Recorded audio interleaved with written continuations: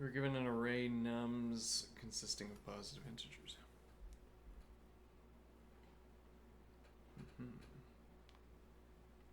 call a subarray of an array complete if the following condition is satisfied. The number of distinct elements in the subarray is equal to the number of distinct elements in the whole array.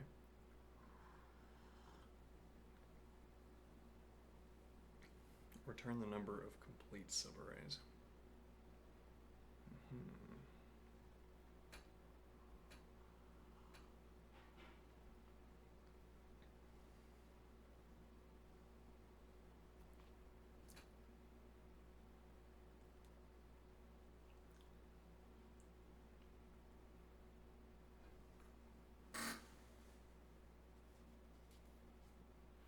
Okay.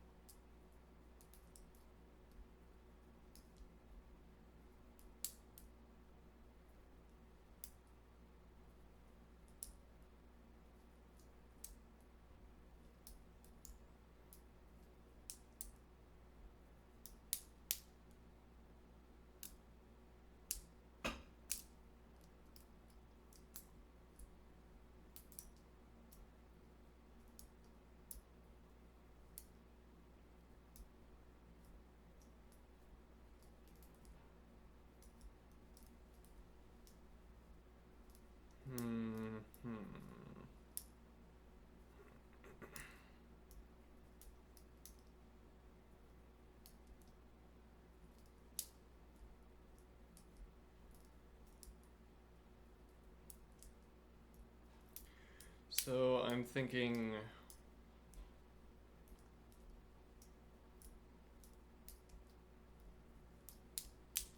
I think here.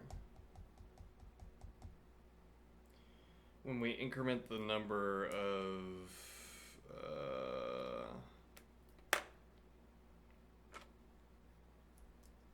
Okay, so I'm wondering, is there anything we can do to. Anything we can do to track the number of the described subarrays on the first pass? So we could count the distinct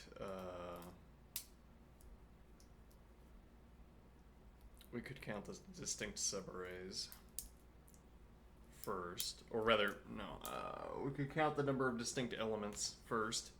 So cycle through the entirety of nums, count up how many distinct elements there are, and then begin from that point. But the question is, could we do this in one pass?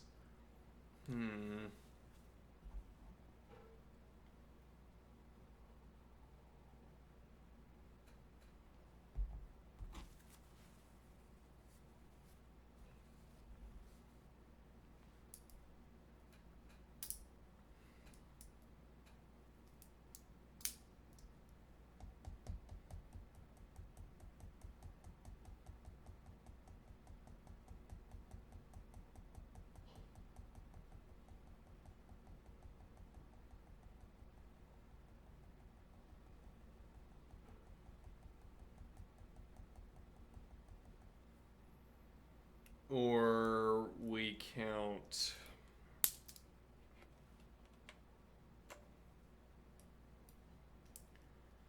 Let me see. We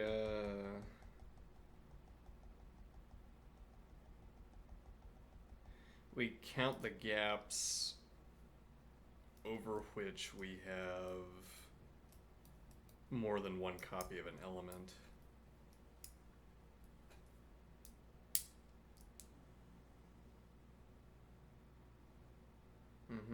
And the point would be that we have one here.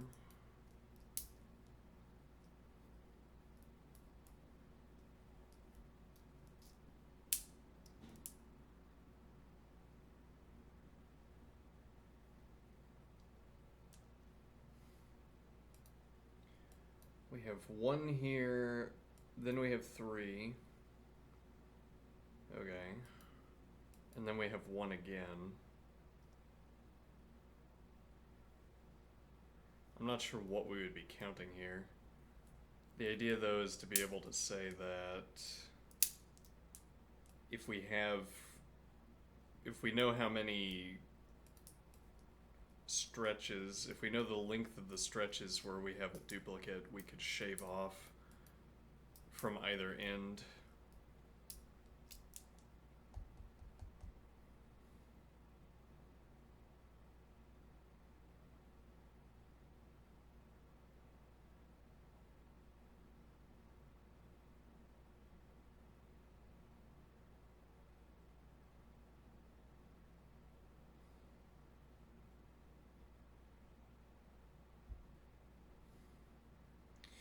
Alright, I'm going to take the easy implementation first, and if anything strikes me along the way, we'll do the harder, or we'll do the alternative implementation.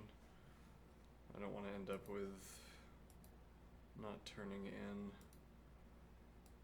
Yeah, well, yesterday we found that number theory routing, and then I didn't know how to finish it, which is a little bit different. It's like we know there's a good number theory routing. I don't want to submit a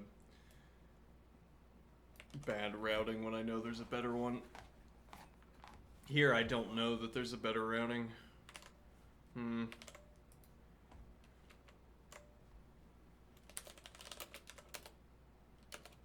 Alright, so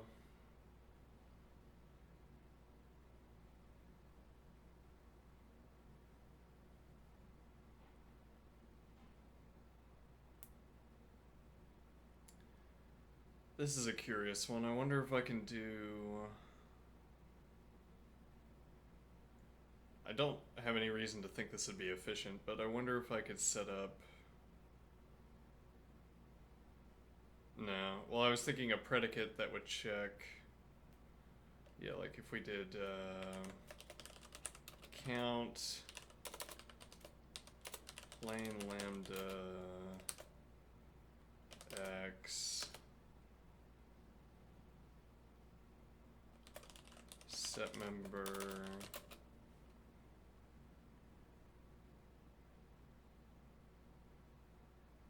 let me see here, set member x set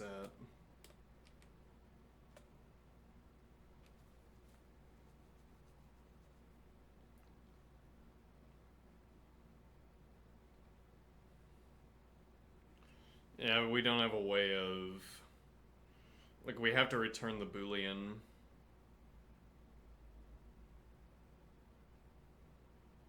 Yeah, though we could do let bool check boolean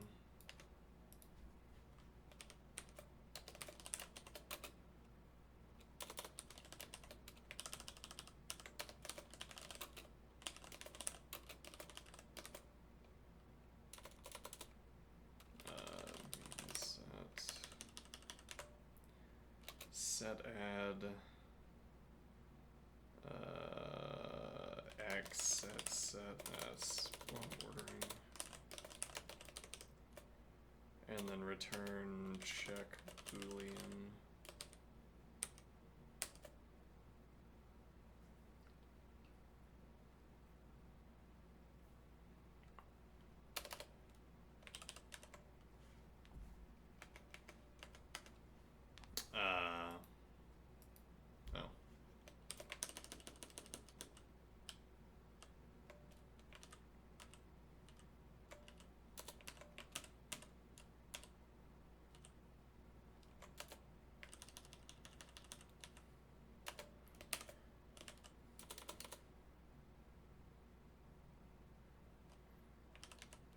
Alright, and that has to be applied to a list.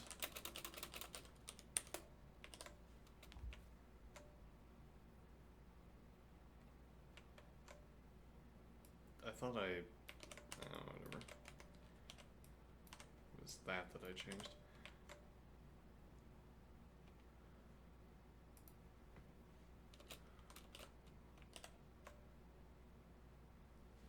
And then show me the set at the end. That does work.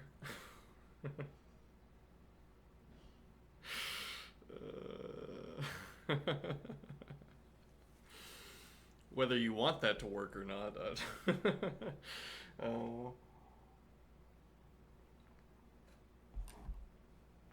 Probably not. Okay. And what use do I want to make of that? So we're thinking mutable set. Okay.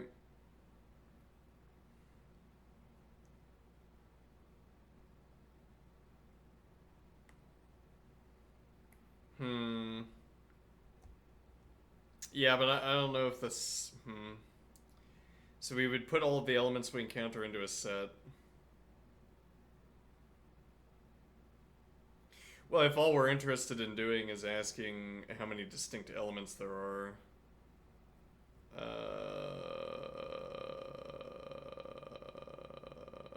putting them into the set conditionally.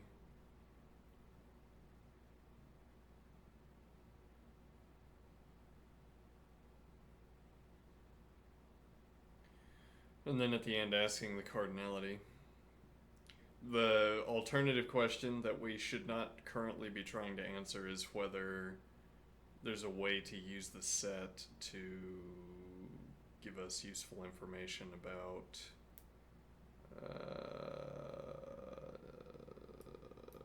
stretches of the array where we have a duplicate count.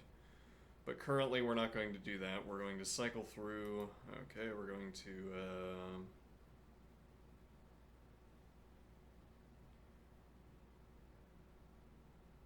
are we going to use this operation? Because we could.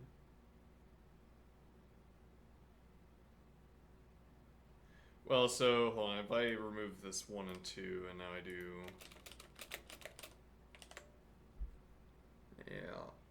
But that actually doesn't work, because if we had all distinct elements, we would get back the number... Well, actually, I mean, that could be useful in its own right. If we have all distinct elements, we get back 0. Though then, interestingly, we still get the set at the end, if we want it.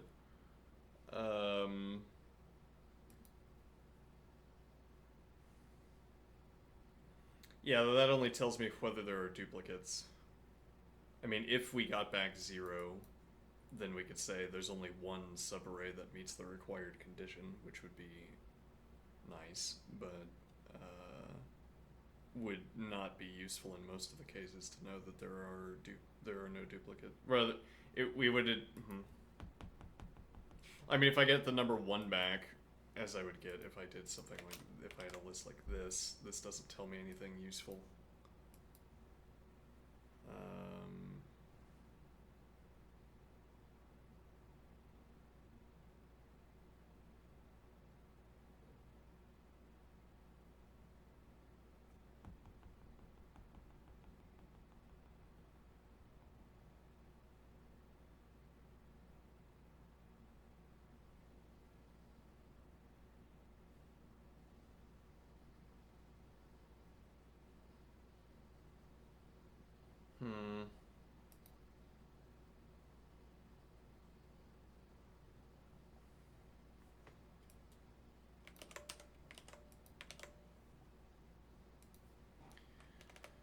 So instead, what would we do?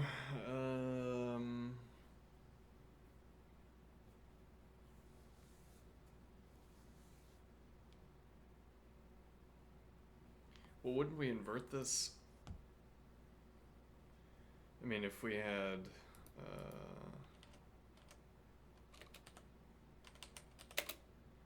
not...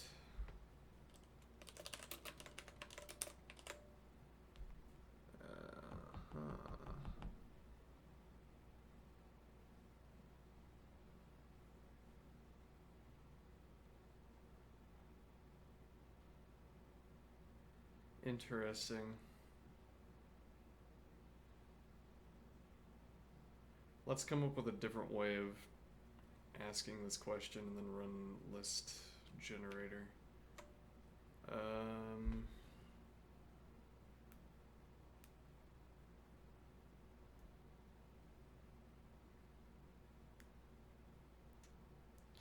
Yeah, well, the counting operation, we have to keep track of what we encounter because this is our first pass.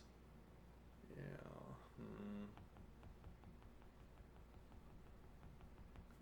Also, what is the range of numbers here? Okay. 1,000 length and 2,000 as the value.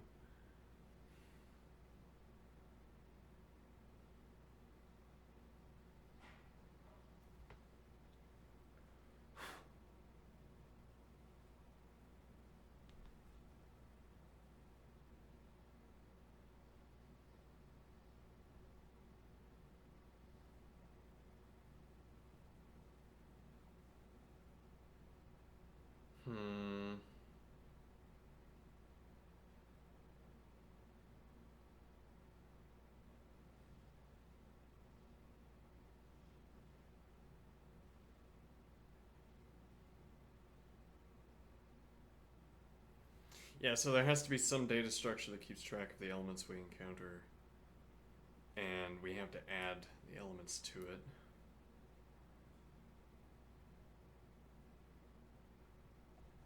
Well, but we could also do, yeah, actually this is running set add every time. So we could instead do if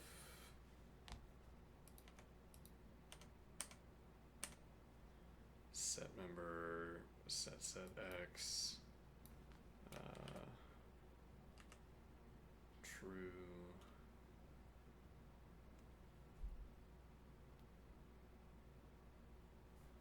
else begin set add set x and false.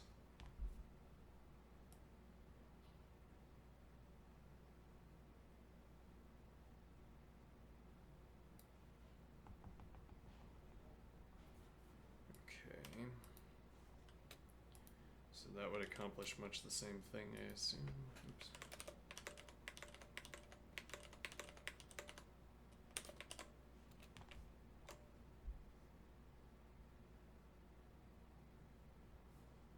Okay, that would not tell us. Right, we need to flip these. There we go. Okay.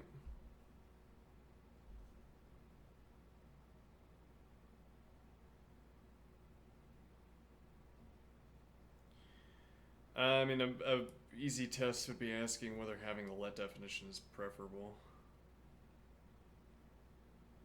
I doubt it. I mean, so the idea is that this produces a Boolean, and yeah, we would also have to flip that Boolean though. Alright, is there an alternative way of arriving at this count? I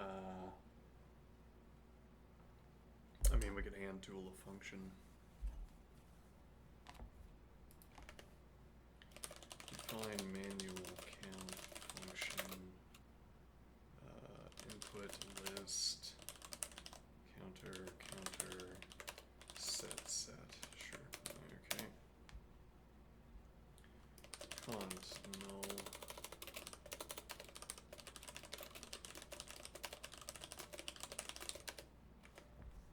Alright.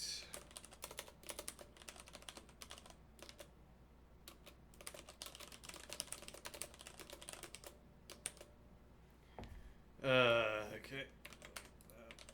Also, where are those parents coming from? Okay. Set member, set car input list. Then manual count function. So input list, set counter. Nope.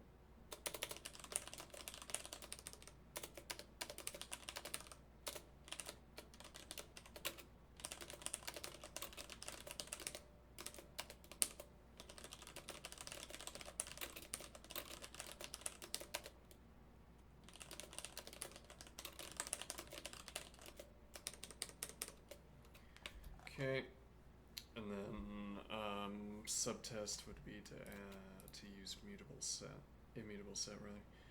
All right, list generator. Where are you?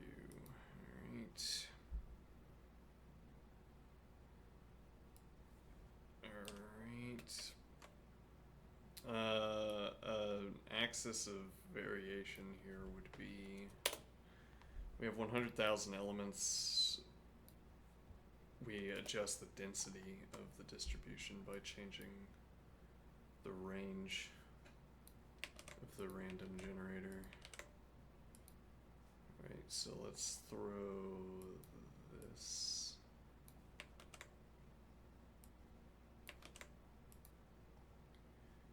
Over here. Okay. Now this will be A.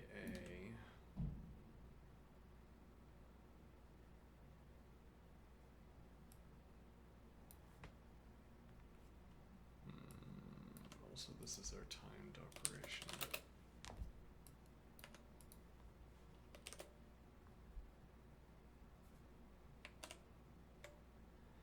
15, 15, and 1,000. That's unsurprising. Unsurprising that it's 1,000. Alright, and now we will have our manual count. Time manual count function A, mutable set, and 0. 15, 13. The density that we have here is that we have twice as many possible numbers as the length. So we might want to do something like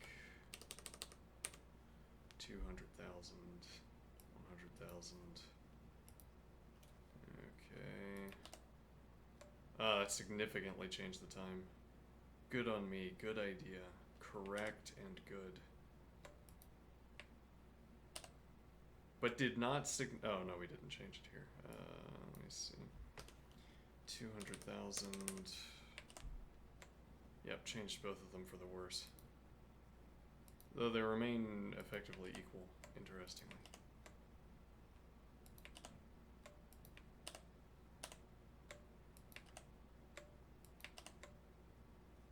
Alright, so what happens if we use...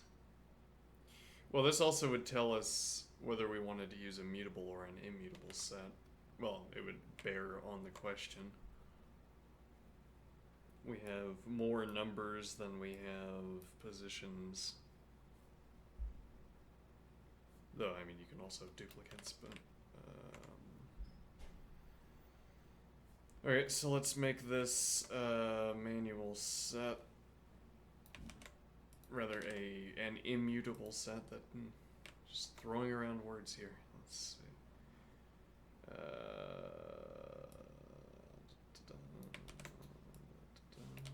Here.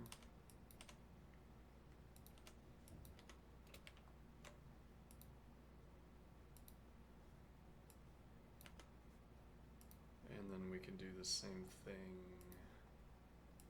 over here. Actually, no, we can't. Because this isn't a function. We can't make this an immutable set. Okay.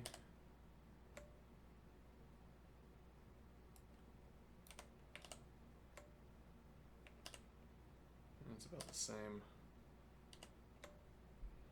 Okay.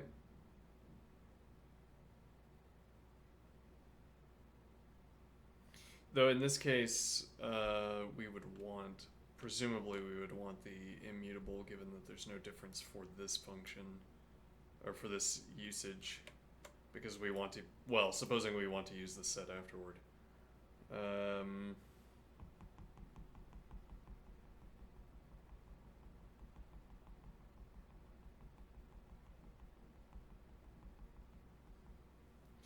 Yeah, though I'm thinking probably the better way to do this is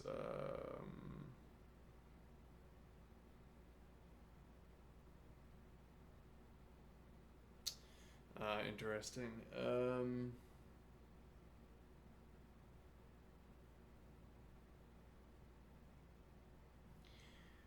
Yeah, so we can get a backward and a forward list.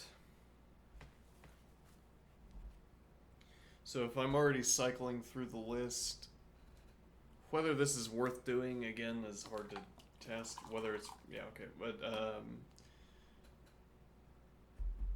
we can cycle through the list hashing positions, and the point is that after we've hashed the position of every element, we cycle through the list, removing every element we encounter. And now you'd want to be able to do this with sets, but you can't because you can't keep track of how many copies you have. Okay, and you keep doing this until you encounter a null list in the hash table that tells you where you've placed your elements.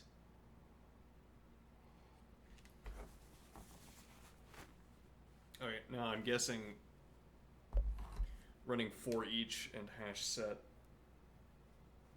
is preferable to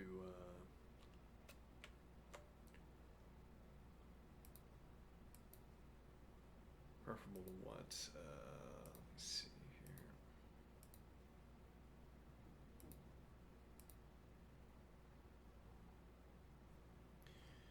Running for each with hash set on a mutable hash would be preferable to using a manual function and storing the reverse list, probably. And then we use the primitive reverse. It also gives us a chance to dope, but I don't think there's any point in doping. Well, I mean, there might be some horrible edge case, as there usually is, that is handled by doping. Okay, so I like this new routing. Okay, so call list cycle 1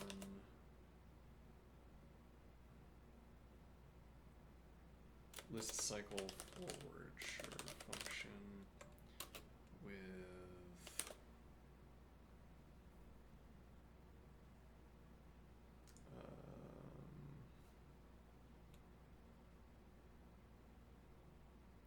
so yeah, we'd have to set up a let definition, let hash num dot number dot position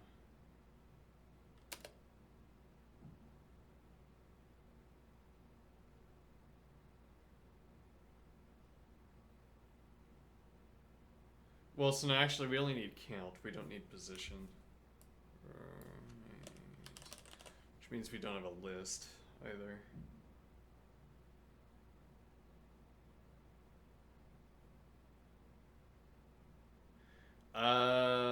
That doesn't work.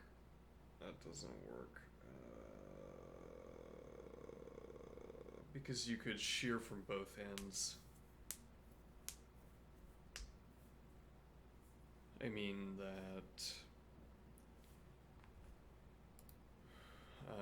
what we're currently doing is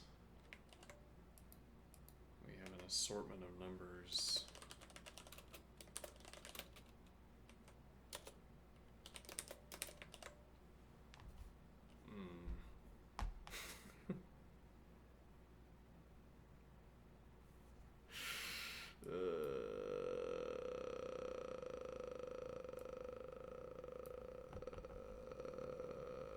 Can I... If I do this, if I do...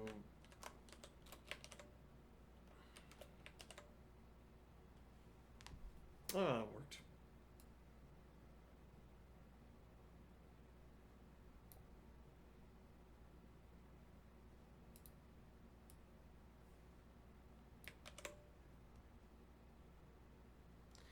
Okay.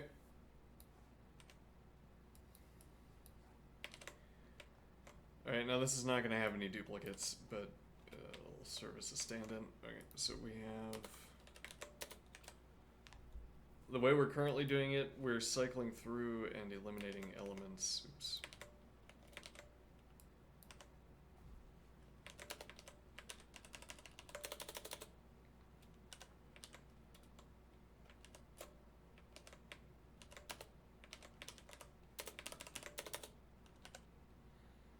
Okay.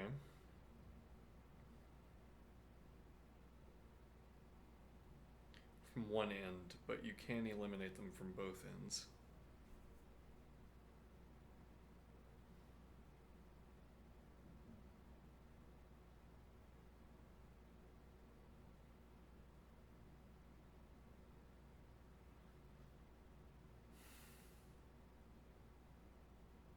Hmm.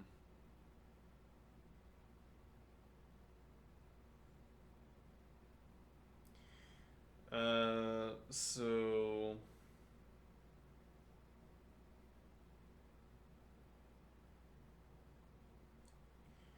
well, I mean, yeah, we could reduce until there's one copy.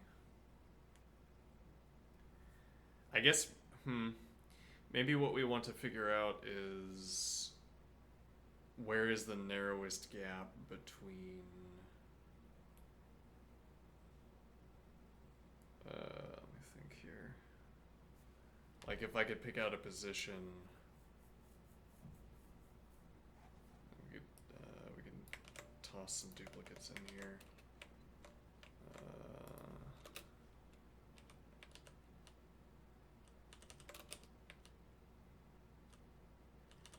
Alright, now we have this duplicate, and this duplicate.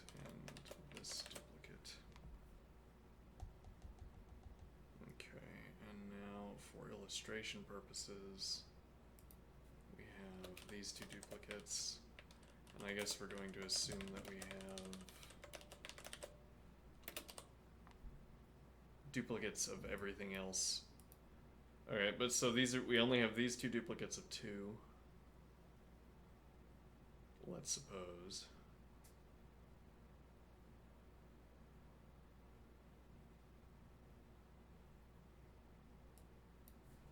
We have these 2 duplicates of 7. Okay. 2 of 2, yeah. Okay, so what is the idea?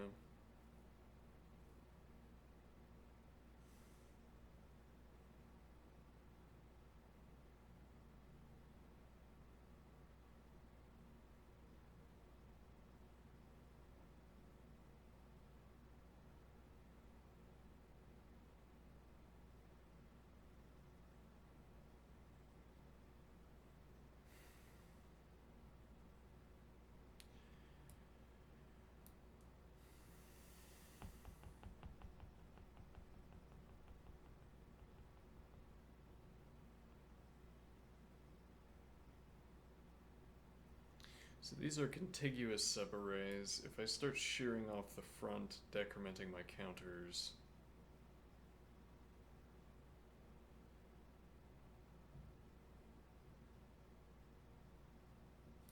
Wait, so why can't I literally just, this puts aside the current question that I'm asking. Why can't I literally shear until I violate the rule and then go to the other end and shear until I violate the rule? Right, because we could shear from both ends. Okay, but we can still only shear up to the point where we violate the rule. So isn't this going to be some combinatorial answer here? What do I mean? So I shear until I violate the rule on the right, and I shear until I violate the rule on the left. And then we have 2 numbers, and we run combinatorics on the 2 numbers to tell us the number of different ways we could have combined shearings.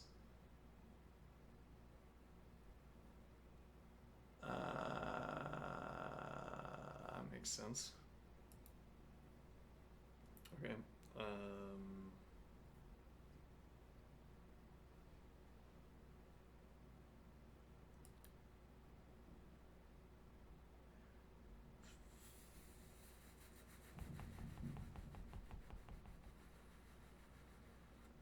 So we need another copy of this.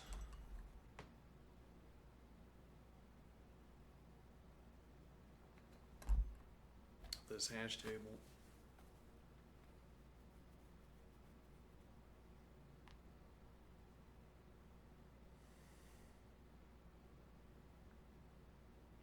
I mean, we could do this in a really concise fashion and say const. No, because this is mutable.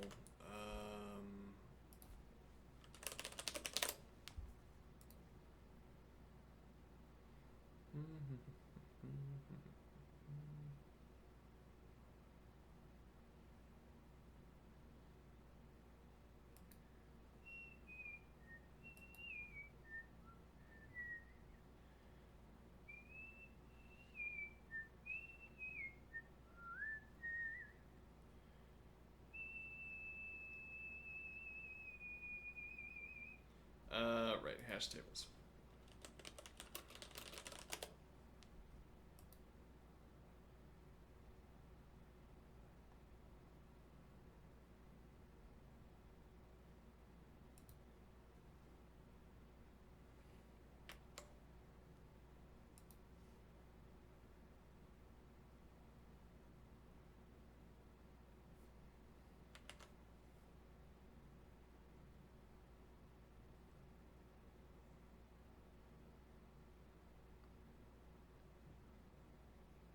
Yeah, I don't know how this works actually. So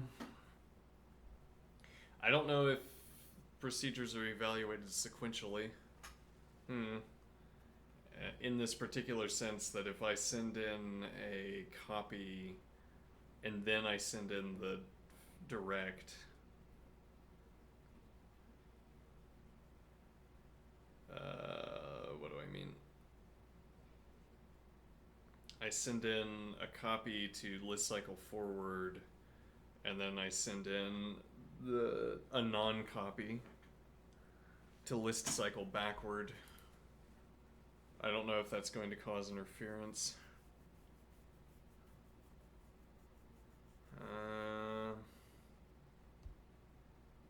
I'm also not so fond of making this copy. Yeah, but there's really not a way of... Well...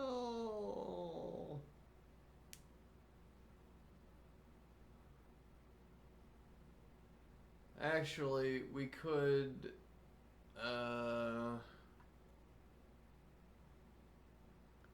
we could make a separate hash table. We could construct a second hash table as we went along.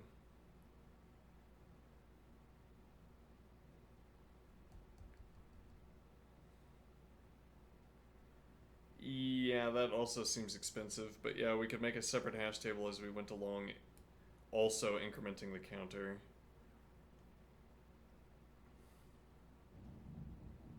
Incrementing a counter for each number that we encounter.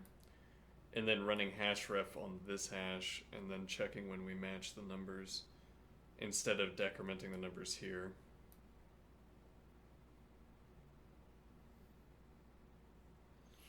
We could also make this hash table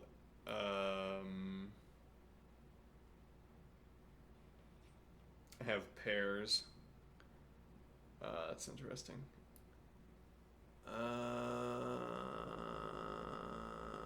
It's not obvious that that's much better than copying. We'd have to perform all the list operations for forming pairs, but okay, we can try that. It'd be nice if we could structure this so that it was easy to test multiple different configurations for this hash table. But okay, so what is this? It's for each nums, for each plain ambda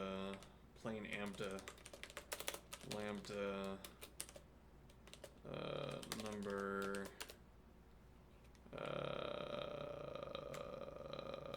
hash set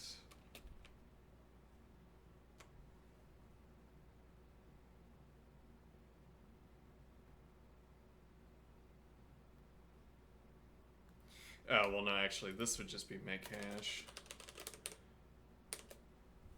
And then this goes on to the next line, hash set, hash number dot counter, number dot counter.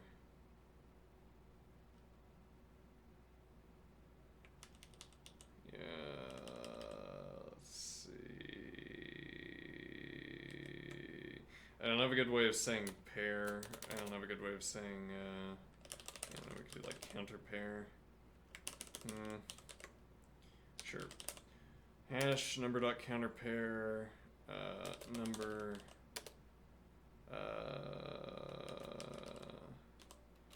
const add one.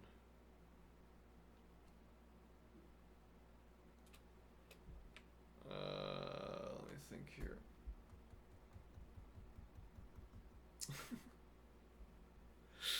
If only we had duplicate. Yeah.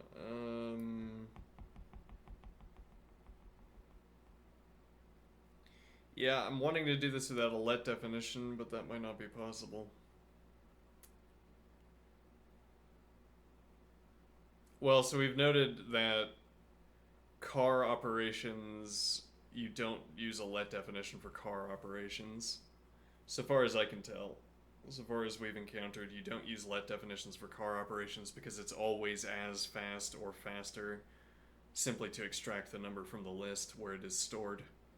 But with hash tables, that's not the case. Hashref saves. However, I wouldn't need to run a let definition if we only had one counter.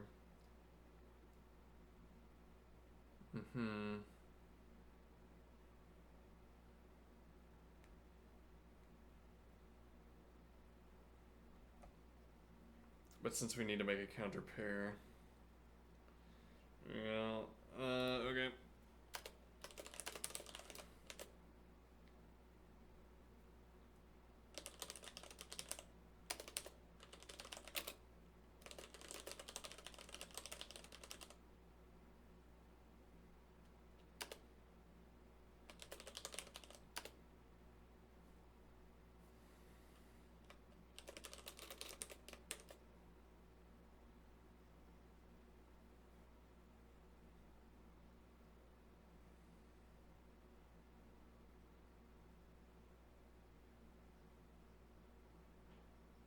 Yeah, I see the variations just spiraling out. So we could do hash has key. So we don't have a fallback condition.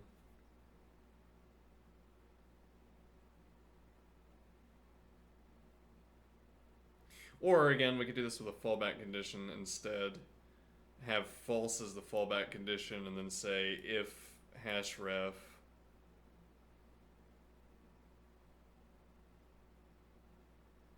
or we can keep cont 0 0 and then const add one car ref counter pair onto add one, well, yeah,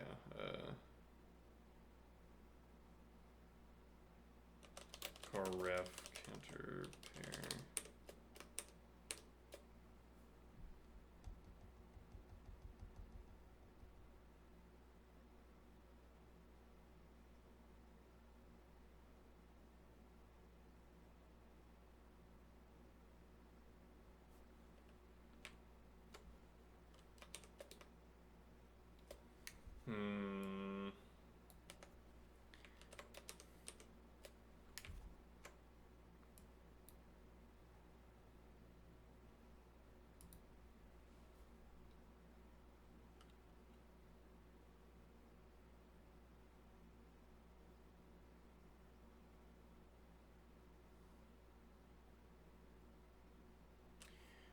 I don't like it, but it does what it says it does, I assume. Okay, so call list cycle function, list cycle forward with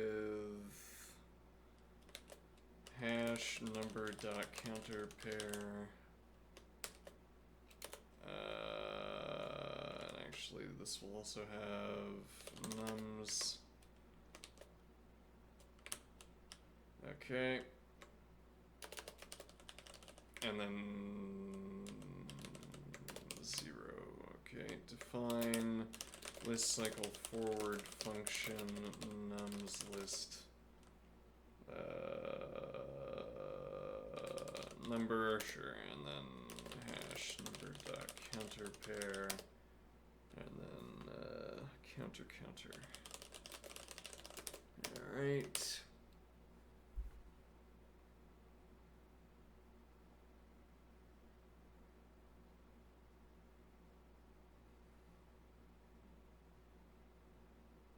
This process does not need a null check because the hash table counter will hit 0, must hit 0 before we hit the end of the list. That's true even if there's one element.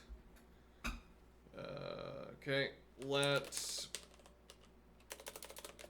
ref counter pair hash ref hash number dot counter pair car nums list number. Okay.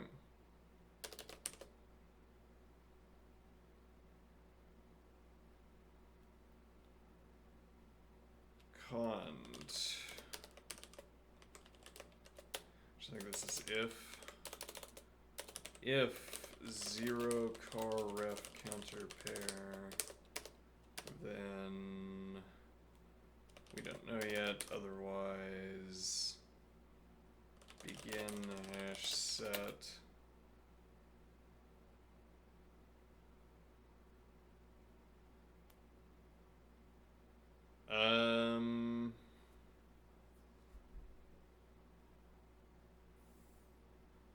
I guess that means we're indexing to 0. I don't know, we're gonna have to choose some indexing. Okay, down here we could choose -1, -1. Did we ever test whether we got punished for type violations? I recall the Google model saying that there's no performance loss from type violations. Well, okay, I mean, so we recently had a consideration about the propagation of float status by comparisons with infinity. So if I have plus inf.0 and I perform a comparison at the beginning of a procedure, every number gets turned into a float. It's a contagion that passes from one number to the next through these comparisons. And in that case, I assume we would take a performance hit, but if you're doping with plus inf.0, you can have heterogeneous lists and it doesn't affect performance, so I have been told. Okay, and what difference does that make?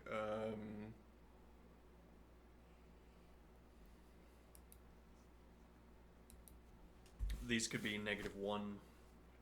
-1 could be the baseline, and then we'd be indexing to 0.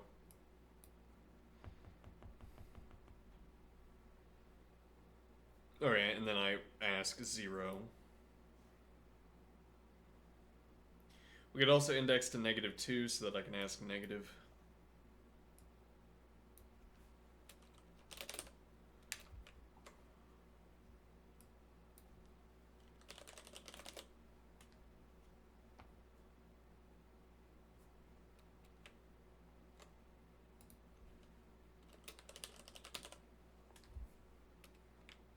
Alright, let's see, hash set,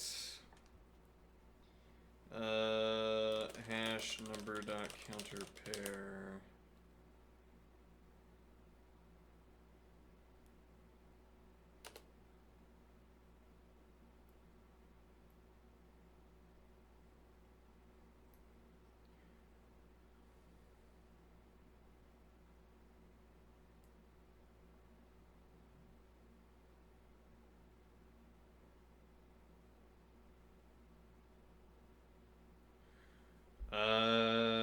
Yeah, I mean, we could have had only one number, and then we would...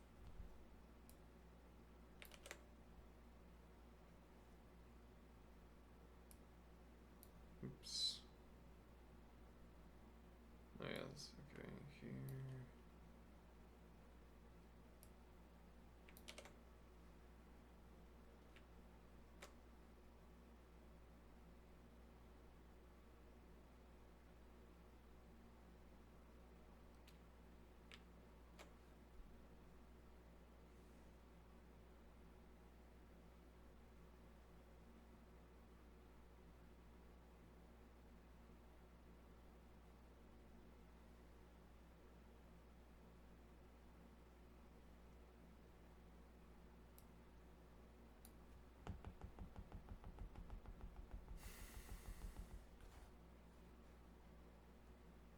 So this is going to be const. It doesn't matter what we put in the car position. We could const false onto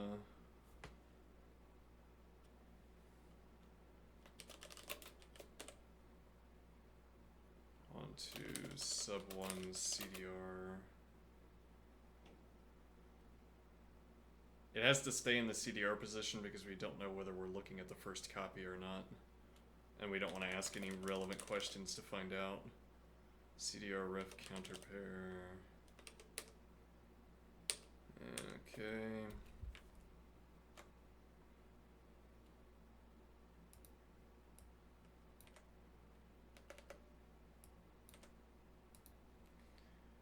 Now, combinatorics on counter, and counter one. Okay.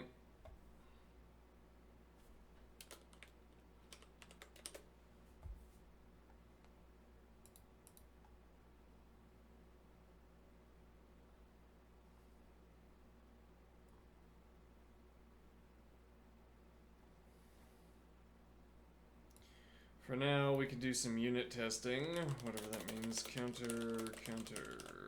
Okay. So let's go over here.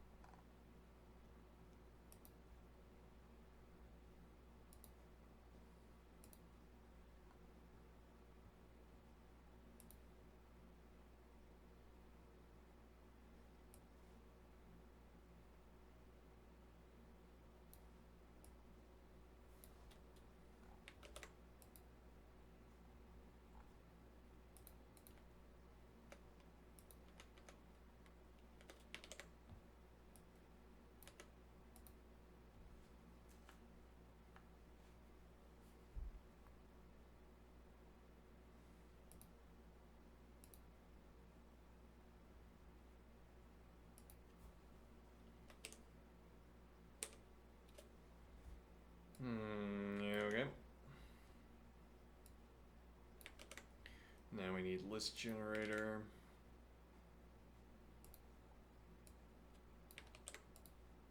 How useful. What a beautiful procedure that I have made, list generator.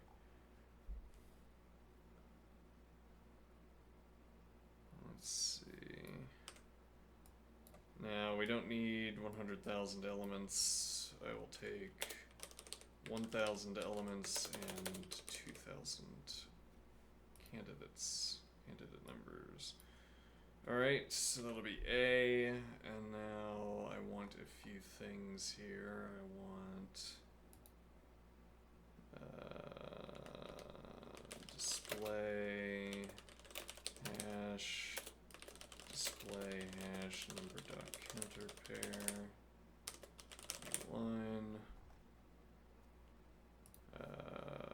display hash to display hash number dot counter pair new line display counter one display counter line.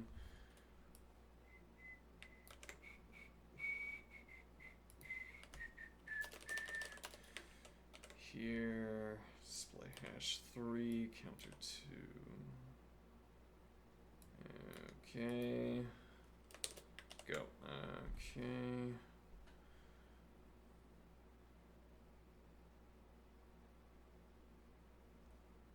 Okay, this has to run on nums.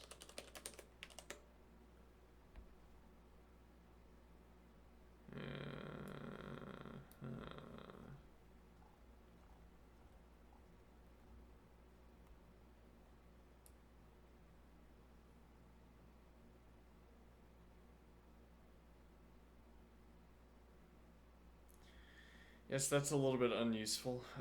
We need to increase the density and reduce the count. Okay, let's make it 300. Nope, that would reduce the density. Right. Let's do 50 and 100. Okay.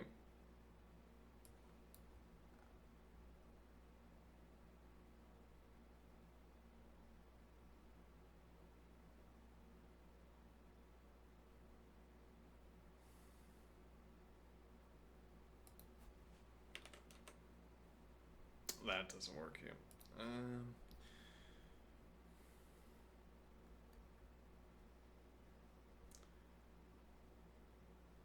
Okay, difficult to tell whether this has worked or not. Well, but we can look at A over here.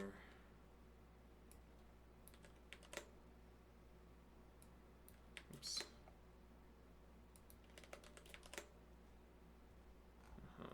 Okay, now, so what are we looking at? We have, yeah, this is in some kind of order. Let's look at the number 40.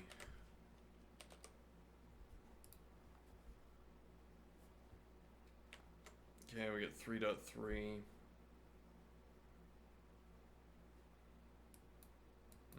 Okay.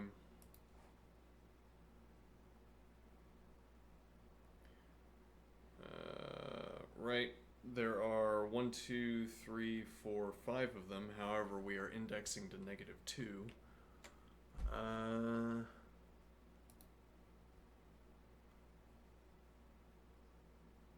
Okay.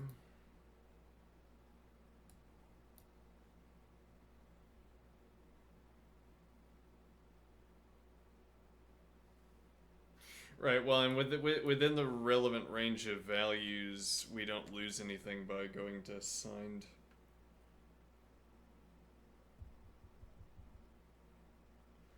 I'm not sure this is a reasonable line of thinking here, because the idea here, as ever fancifully, is that it's cheaper to ask whether a number is negative than to ask whether it's equal to 0. Because the first bit that... Because if the assembler looks at the sequence of bits from left to right, it's going to see the sign bit first, and the sign being negative is enough to know that the number is negative. Whereas if you have a positive sign bit, you don't know if the number is 0 or positive. And that difference is relevant. So in order to ask whether the number is 0, you'd have to cycle through the remainder of the bits allocated to the integer.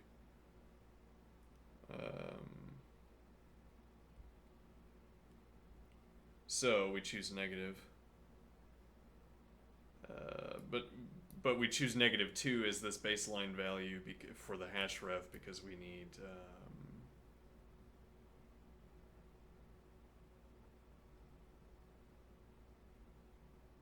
Actually, you know, we could also do false.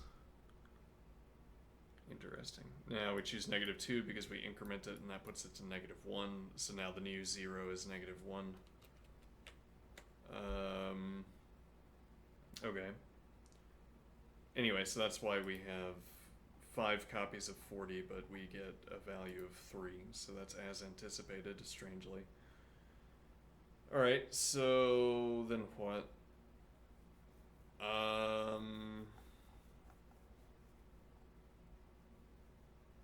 Counter 1 is 9.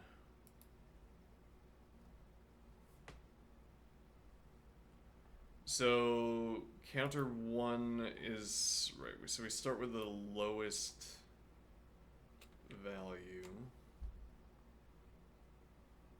No, hold on. We would cycle through. So 40 doesn't trip it because we have so many copies, right? And now we ask 8. 1.1, alright. And then we ask 36. 0.0. So 2 copies, 38. 2.2, plenty of copies. Number 10.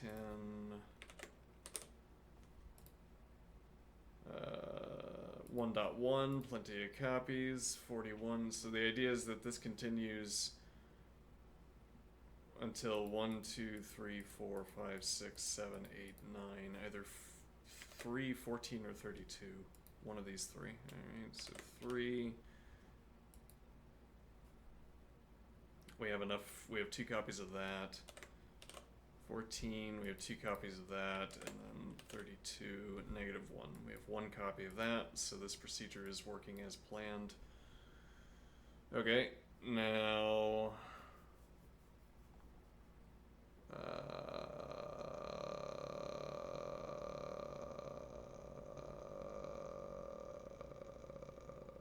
me see here. So now the only question remaining is combinatorics. What combinatorics do we perform with these 2 counter values?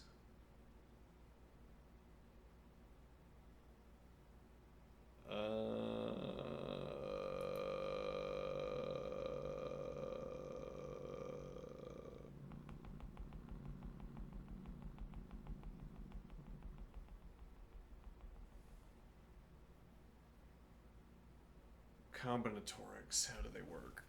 So we have a value on the left and a value on the right. Counter 1 and counter 2. And these tell us how many numbers we can shear off before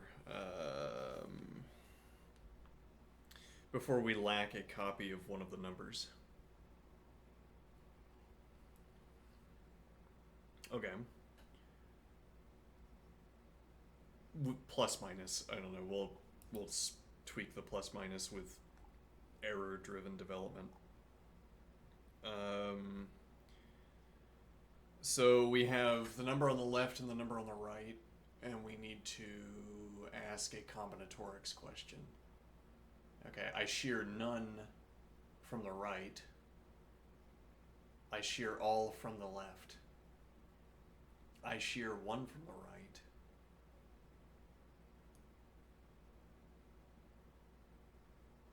That doesn't work, does it? Let me think here. And the reason is that you don't have any guarantee that it's the same numbers on the left and the right that are getting sheared off.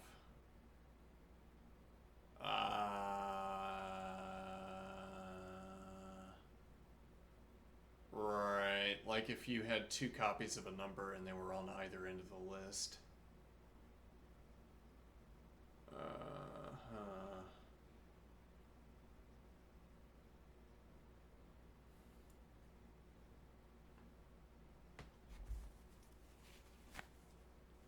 Okay.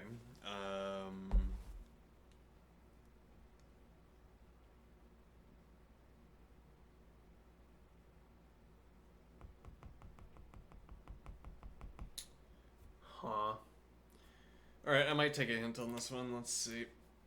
Or rather, I will go ahead and take a hint. It's not a hint, I understand the... since the constraints are small, you can check every subarray. Okay, no hints then.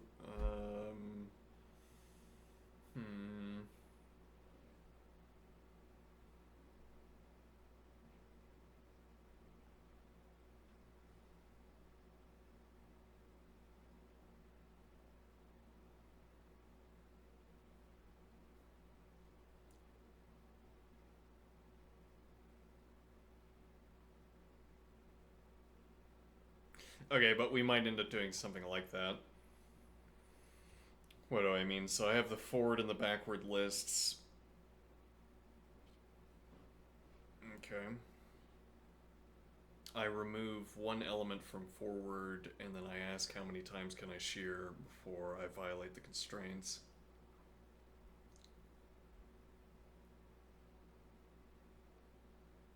Hmm.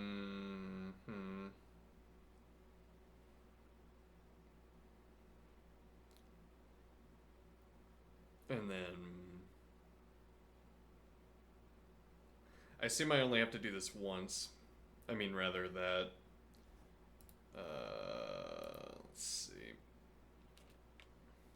So we shear off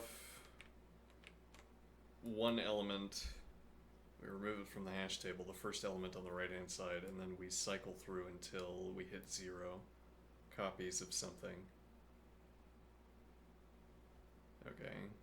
Now this would give me 1 sheared off and 1 and 2, 1 and 3, 1 and 4. Or maybe I should say 1 and 1, 2 and 1, 3 and 1, 4 and 1, etc. And then if I have 2, then we have 1 and 2, 2 and 2, 3 and 2, 4 and 2.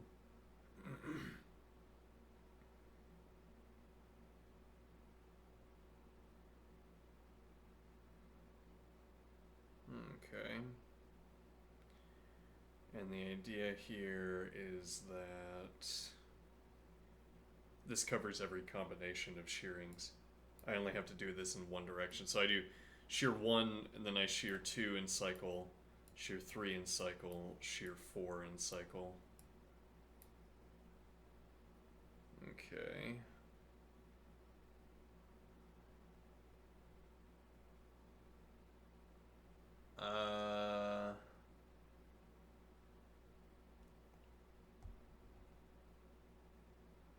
That's a lot of required copies.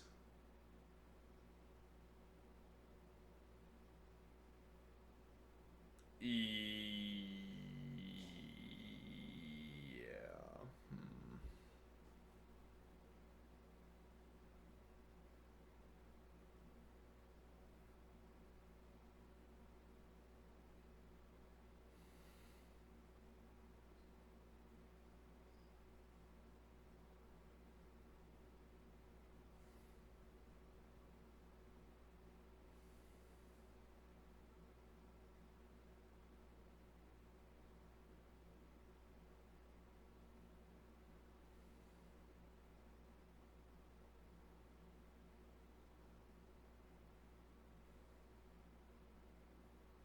Yeah, I don't see a way around that though. Having to remake the hash table for every time. Hmm.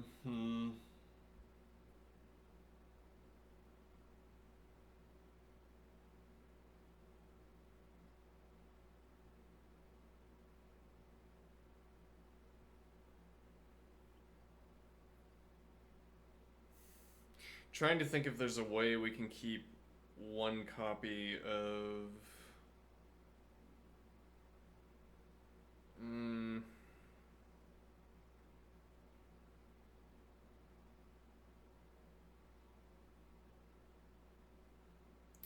Like if we had, well, with our pairing idea, we keep a pristine copy of the count. So we could say the CD, we never adjust the CDR.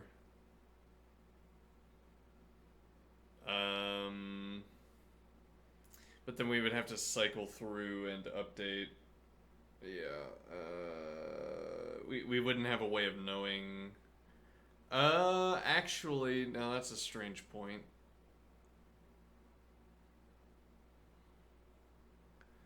What do I mean?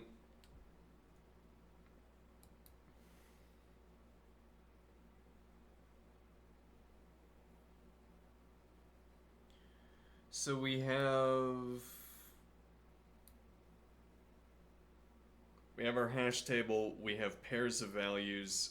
Initially, both values in the pair are the same, and they tell us the same thing, which is the count of a given integer within this list.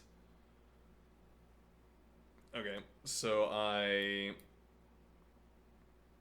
decrement. I keep the pristine copy in the CDR position, say. Okay.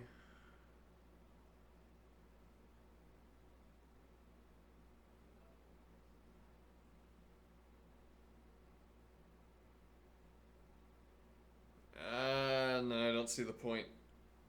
Let me see. Or relatedly, maybe the same point,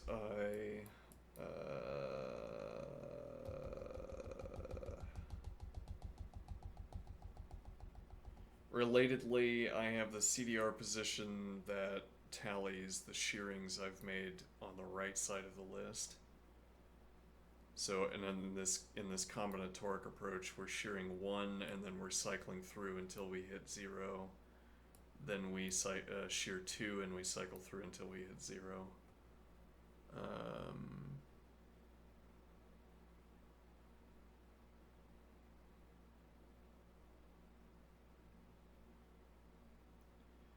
Okay.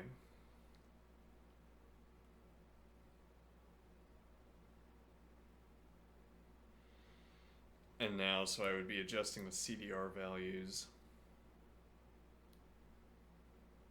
when adjusting the right-hand side.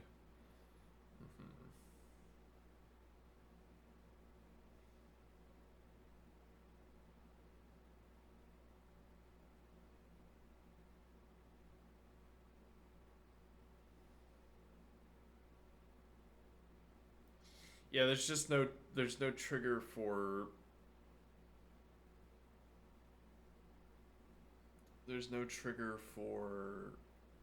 looking at the right hand side and say copying it, looking at the CDR value and then copying it into the car value.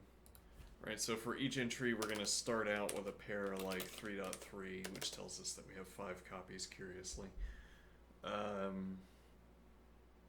Okay, and now, so I remove from the right hand side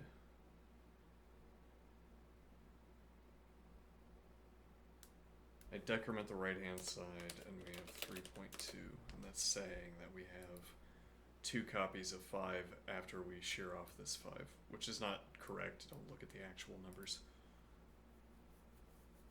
Just random numbers. Alright. Now, so we have 2 copies. We would also want this to be 2. So I guess we would decrement both. Okay.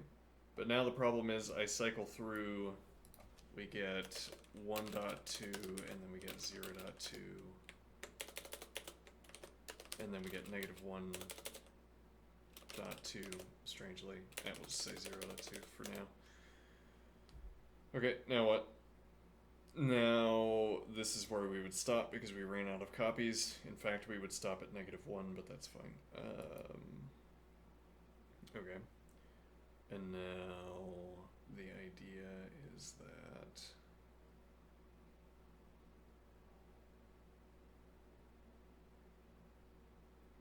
when we restart this process, we still have 0. I mean, if we aren't copying our hash tables and sending copies through, now we have 0.2, and the question is, what in this process would make my function look at the CDR instead of the car? Now I could ask, yeah, but how do I minimize the number of questions I have to ask to know how many copies I have to worry about?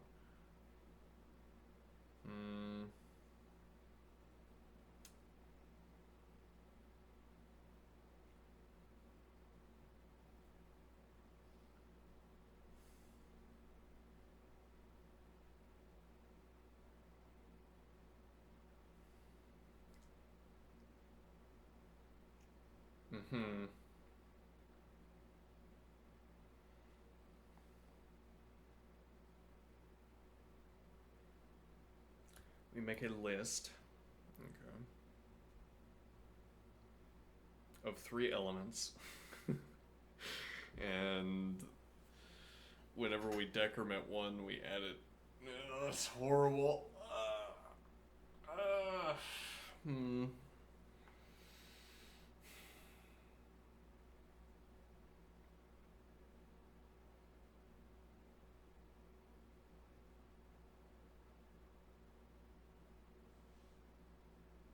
Hmm.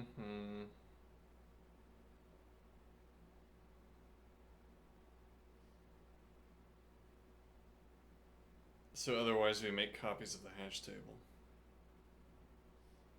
Hmm.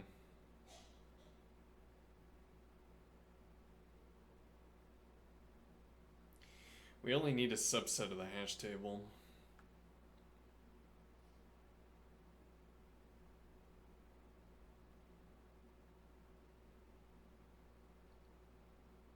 Why do I say that? We only need a subset of the hash table. Uh,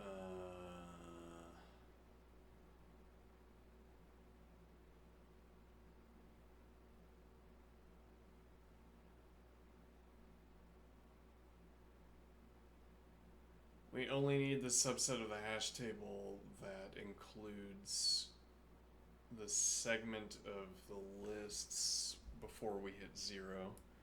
I mean that if shearing off decrements to 0 here and decrements to 0 here, those are the only stretches that we require.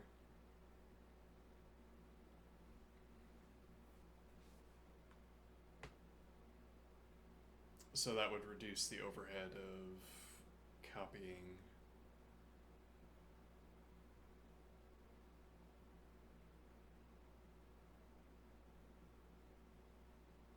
Uh-huh. There are too many ideas floating around right now. Not enough of them are resolving.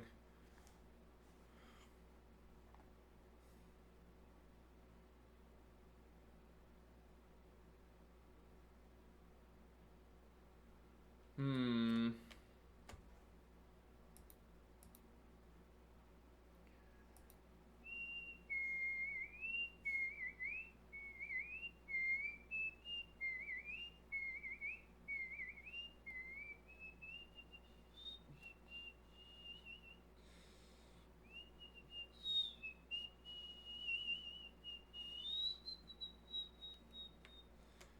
We can just make it with copying the hash table. But yeah, again though, because we only need this subsection of it. So I guess the idea is that we cycle through.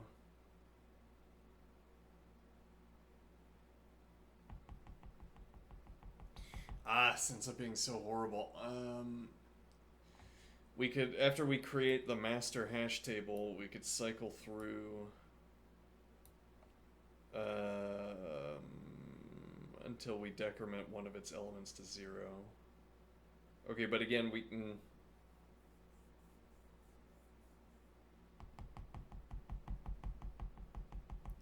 Until we decrement one of its elements to 0, but then we need to have made.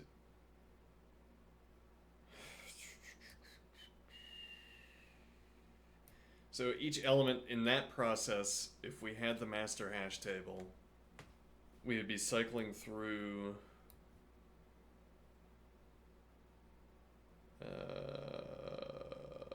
asking whether we already have copied over an element into our side hash table, which is an if check I don't want to be performing, but seemingly we have to ask it, and then we get copies of each number and we decrement them. Okay, until we hit a copy that turns into 0. Then we have our hash table.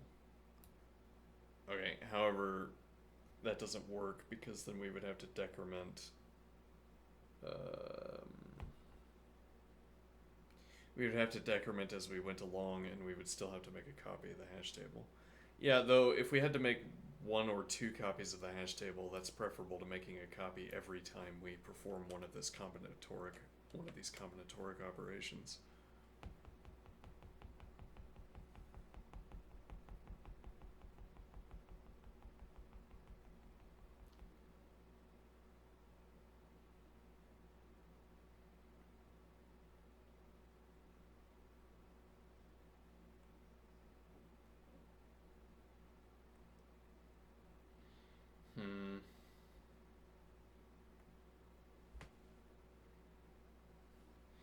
Also, I feel like there should be some operation that... Yeah, it strikes me to wonder, could we get away with, or would it be better to use positions instead of counters? Hmm.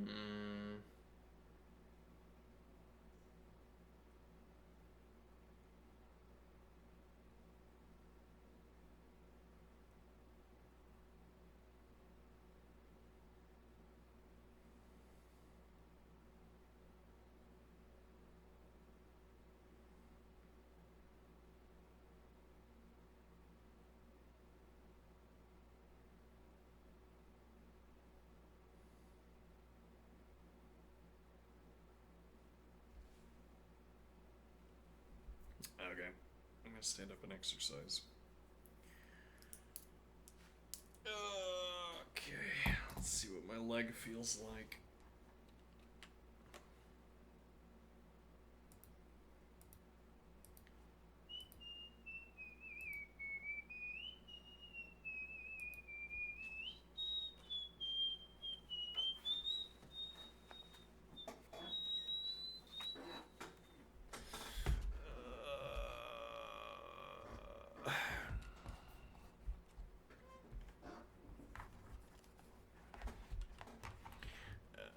One second.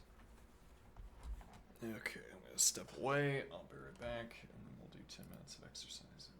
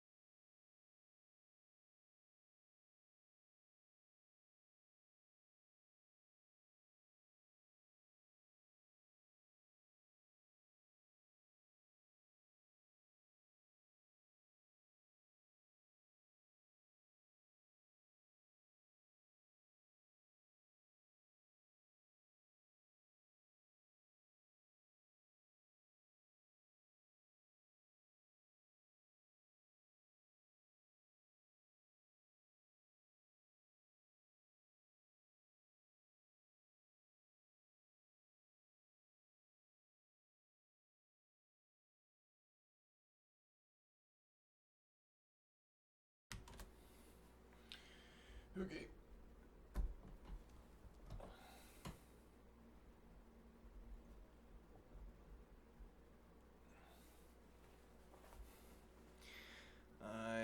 regularly get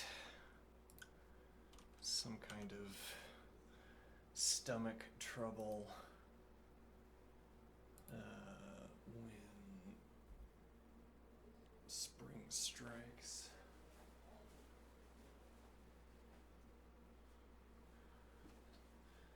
My typical way of knowing that spring has arrived is that I get a horrible stomach ache. I guess some like an allergic reaction or something, I don't know. Alright, let's see. And yesterday was no exception. I wonder if spring has finally arrived. Maybe not.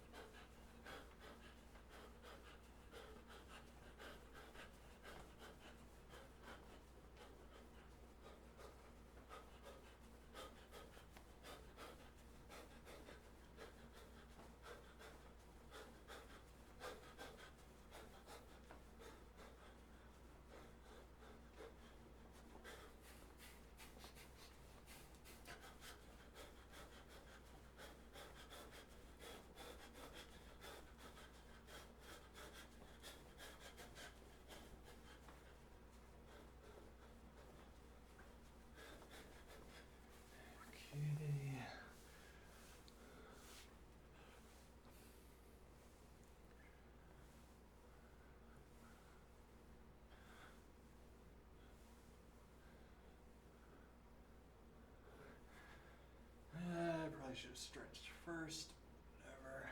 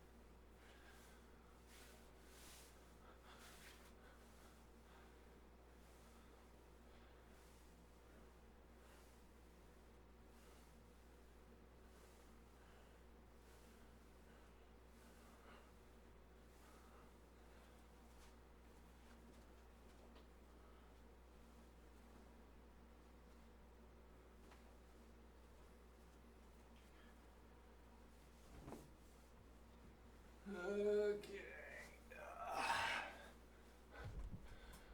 Keep the effort distributed.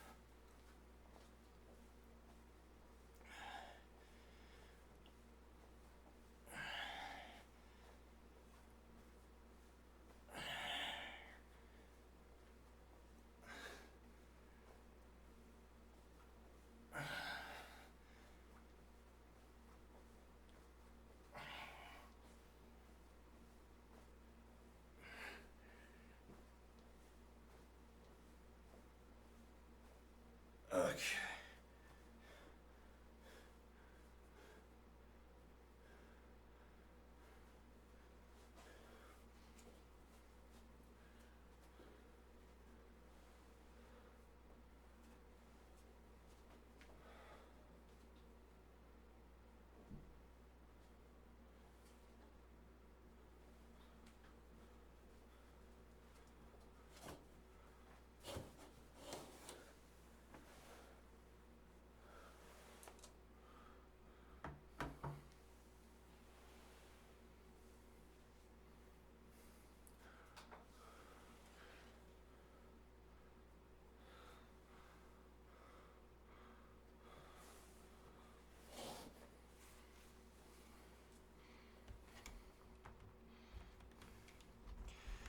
Alright, so we are being troubled by the unwillingness of this problem to resolve in any meaningful regard.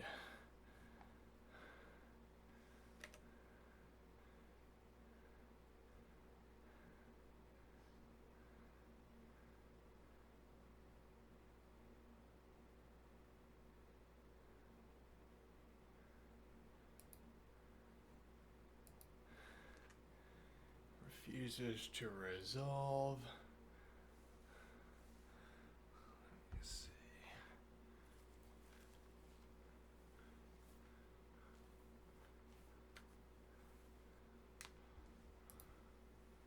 Feels like we should be able to get a solution.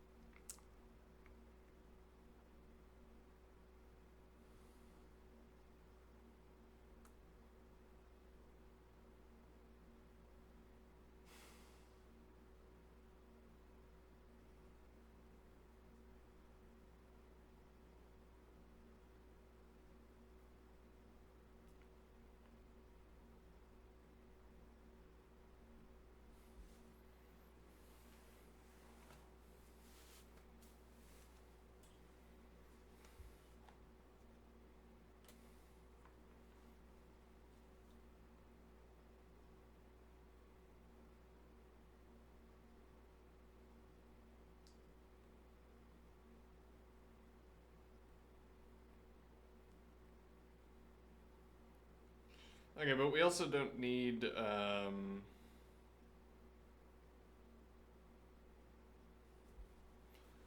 see here.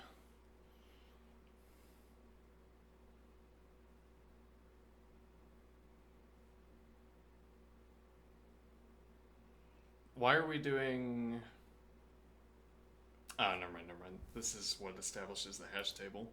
Mm-hmm.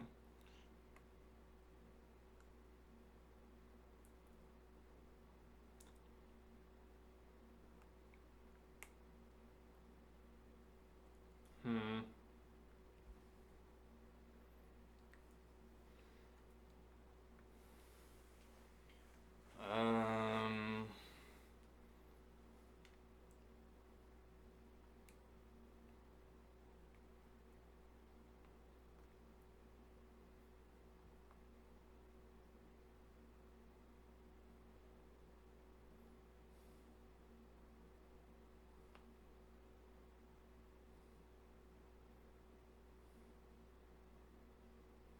Mm-hmm.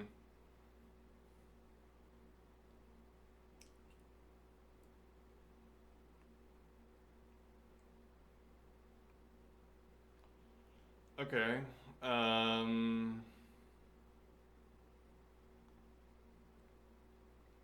So instead of having...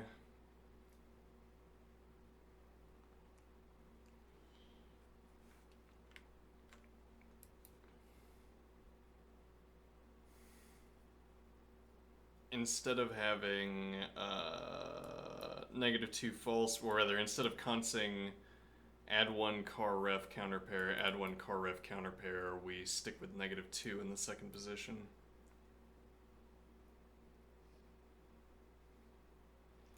And then whenever I'm performing list cycle, right, we have two list cycle functions. One of them will decrement the car position and increment the CDR position, and then the second will decrement the CDR position and increment the car position. Okay.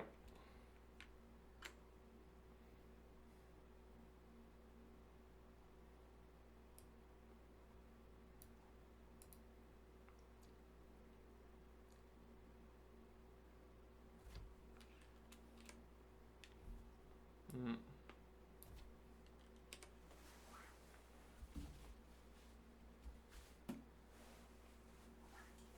Okay, so now we also don't need list cycle backward. It'll be list cycle 1, list cycle 2.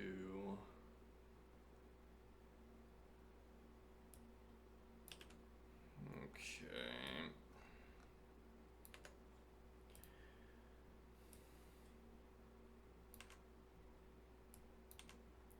We don't need that.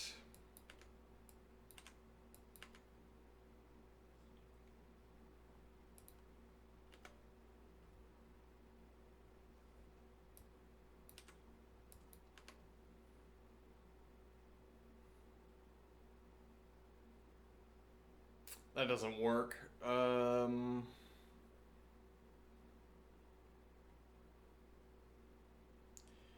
the reason that doesn't work is that the only pair that will be completed in this process, the only pair where we'll shift all of the numbers over to the other position, is the one that gets fully depleted. All of the others would be at intermediate states. Hmm.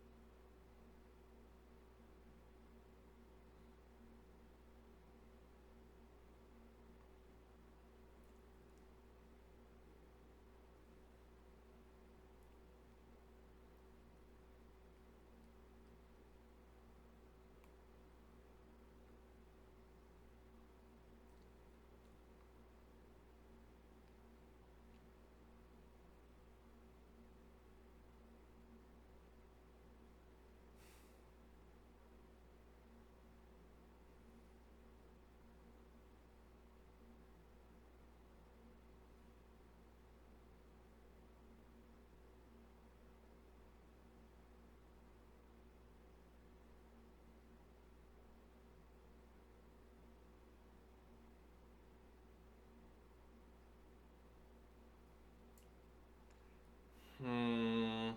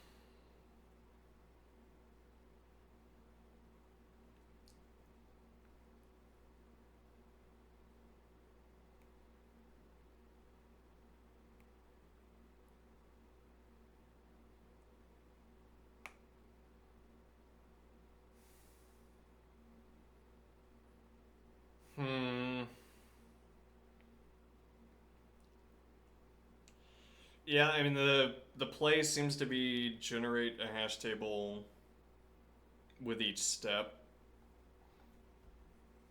Okay, so by which I mean this doesn't need to be a pair. This would be -2. Okay. And then we make a new hash table.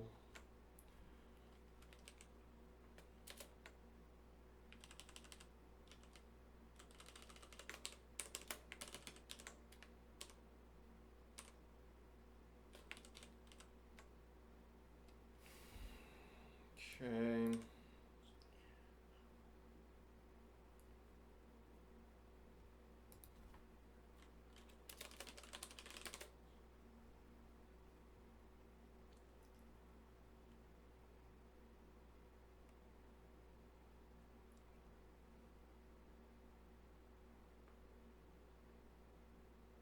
Hmm.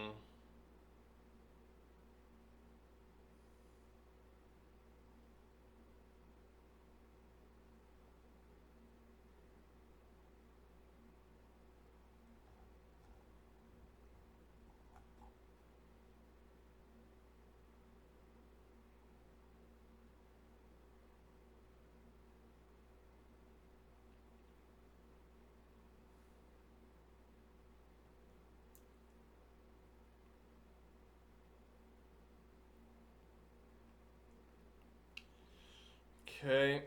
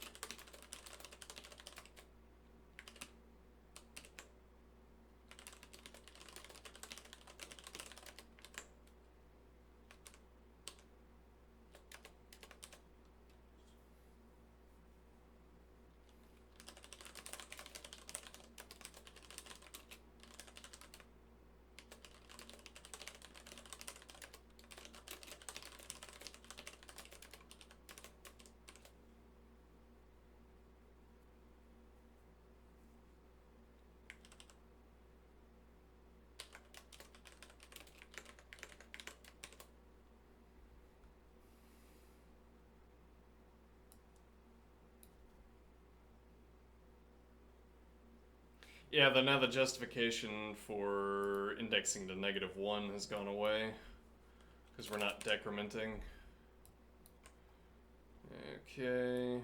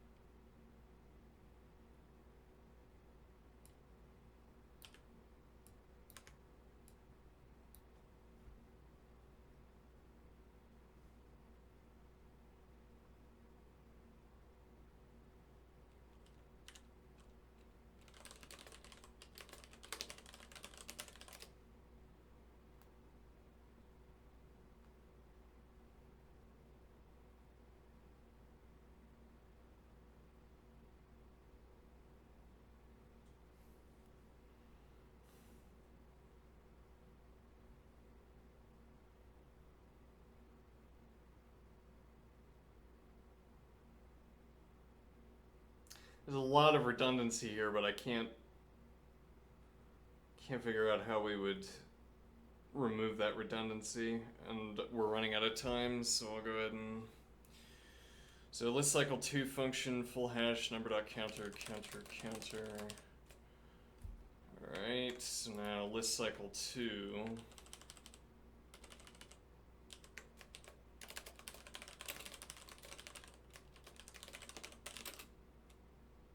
with full hash number dot counter.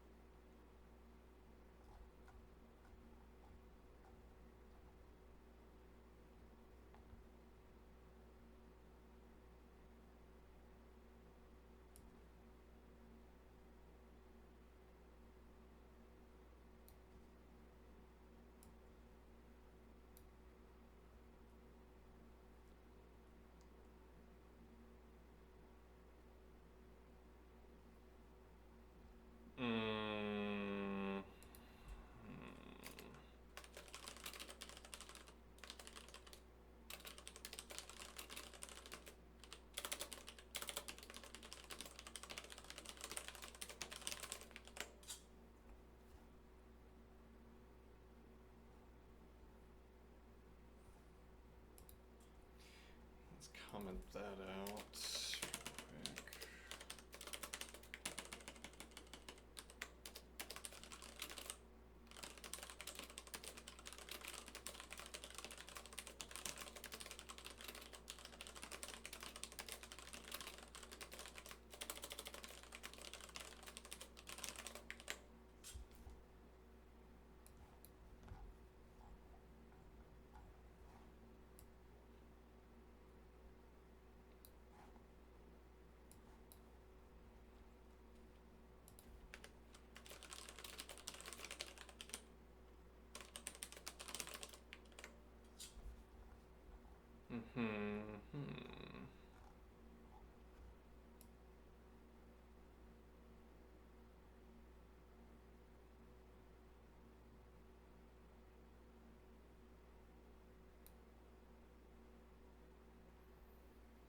I see. How is there a full...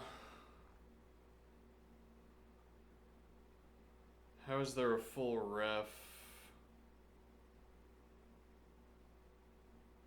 Oh, let's see. Equals ref counter 1.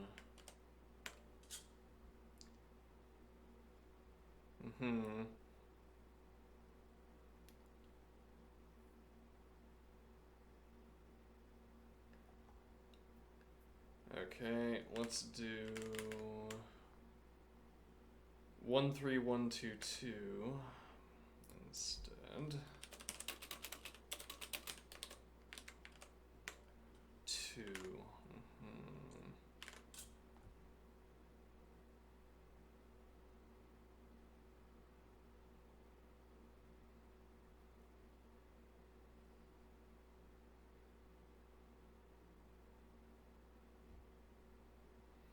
So what do I think my process is doing?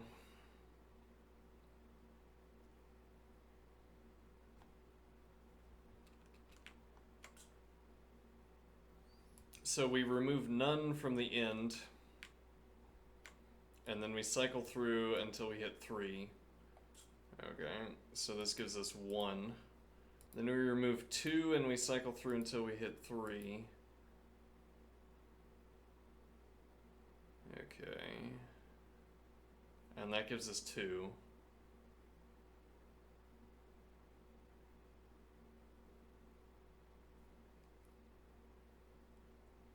Okay, and that seems reasonable.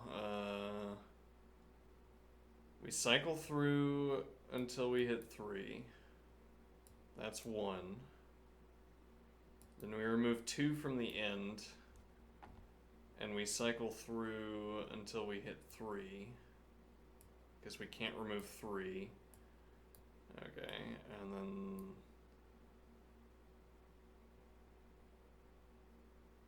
Oh, hold on, are we correctly...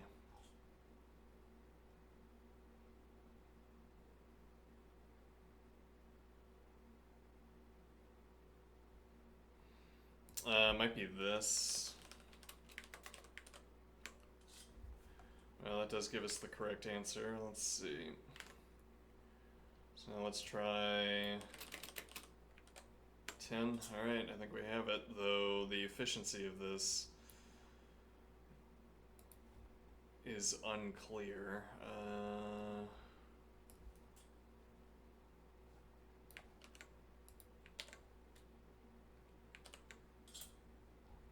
Alright, let's remove the displays.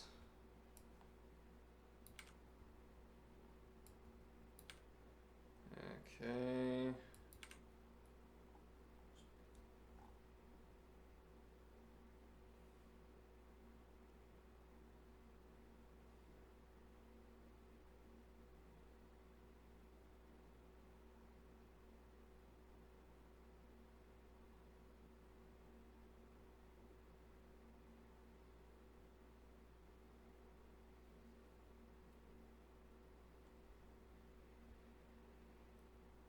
Alright, let's see what kind of time we get with this.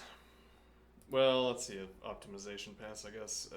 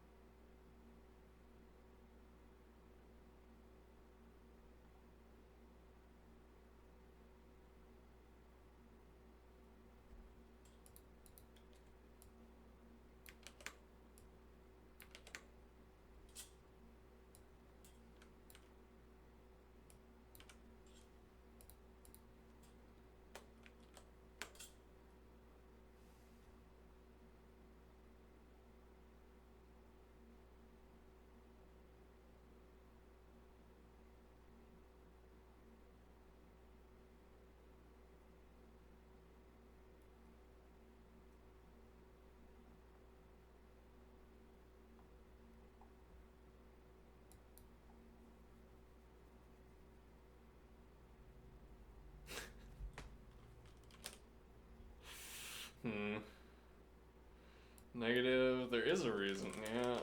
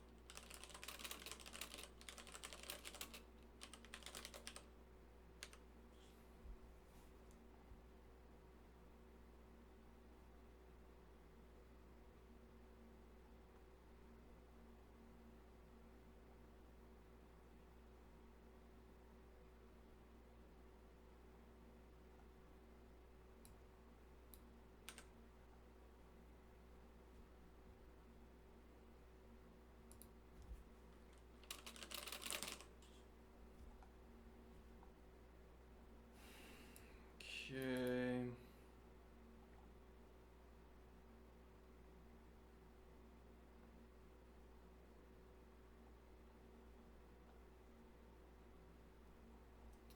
Alright.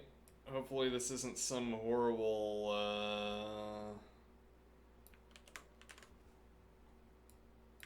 hopefully this lacks all of the horrible time limit exceeding errors.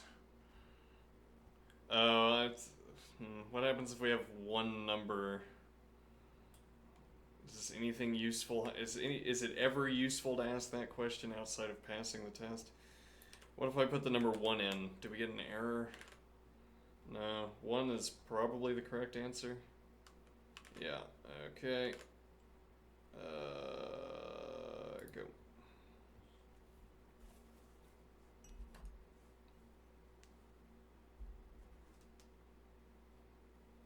Oh.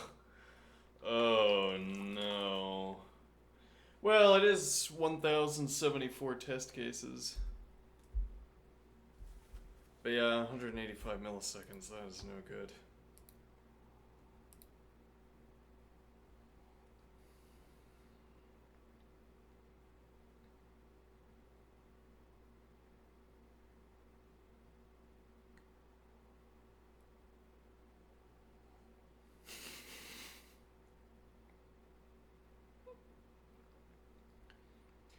Beats 330%.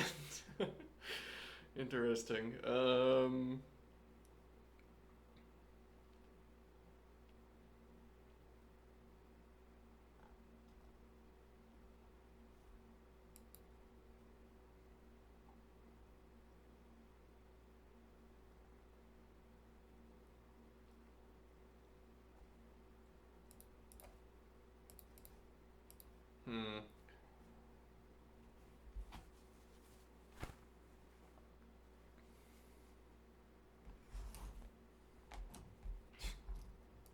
Well, I'm gonna beat 400%.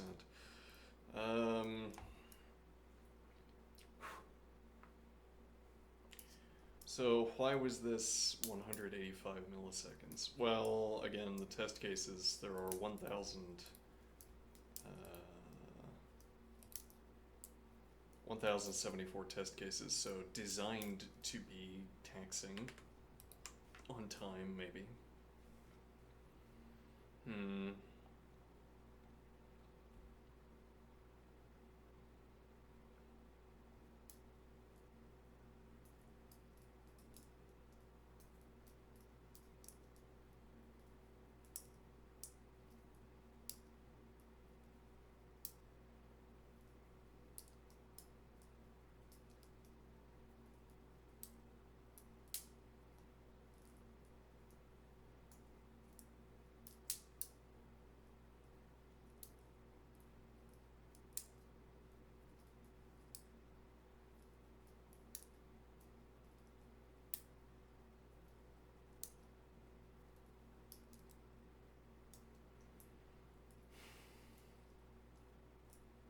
Yeah, well, we noted that there's this duplication of counting, but I can't figure out what we would do to eliminate this for duplication of counting.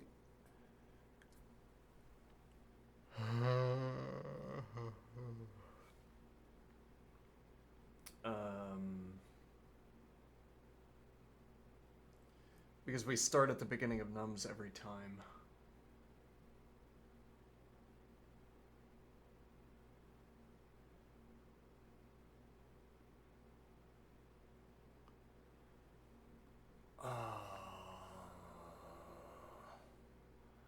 Interesting. Yeah. Okay. Okay. My head. So what we do, we cycle through without eliminating any elements out of the main hash table. And we put our elements into a list. Okay. And we have a length of that list. Okay. And we keep copies of that list. Okay. And now the idea is that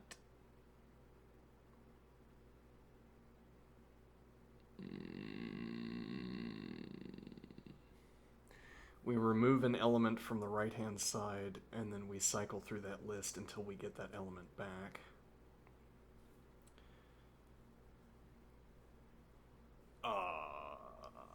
Okay, interesting.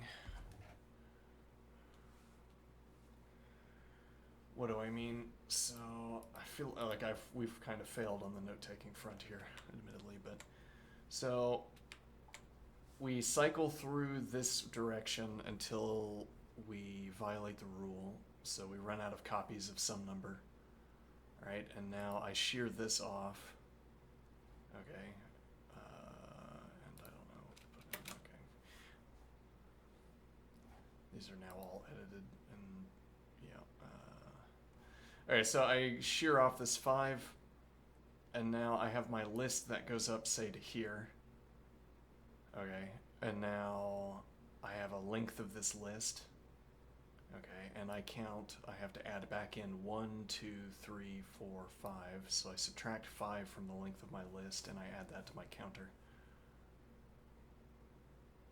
All right, and then actually conveniently, when I remove the next element from the end, we pick up where we left off. How many elements do I have to add back in?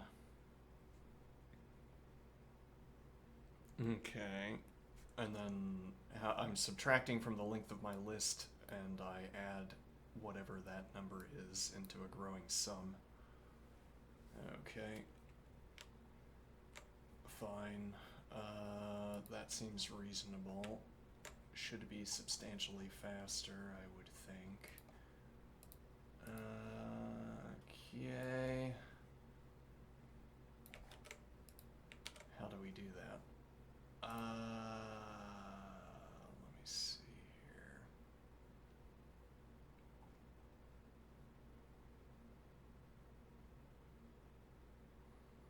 here. Okay, so we're gonna we're gonna put a bunch of spaces in here. Oh, and then we do that until either the list is empty or we hit a 0 on the right-hand side. Okay, so we still need list cycle 1 because we still have to make this partial ref, but what is changing here is that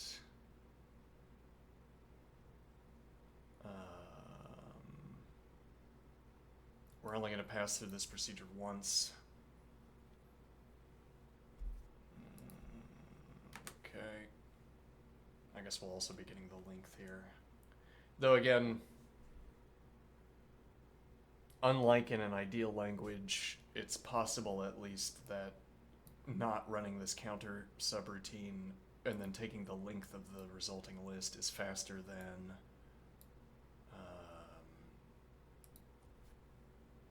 counting length.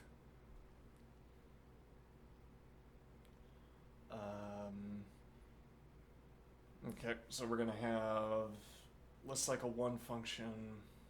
Okay. And we're going to have shared list number. Okay. Let's go back to having 0 and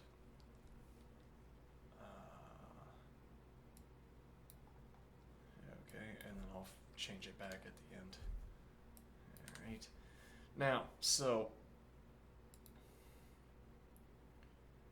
equals partial counter, then blank this out. Okay, and then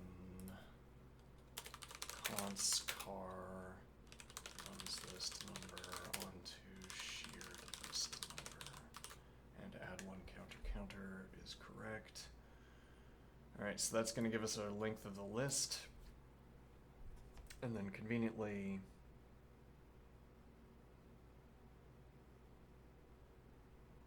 no, inconveniently this list is going to be in reverse order, right? Let me think.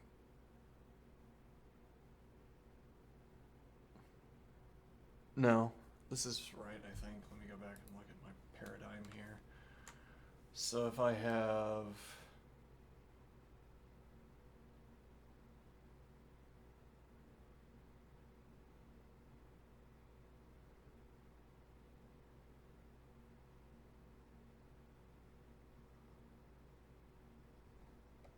so we make this list up to, say, 5.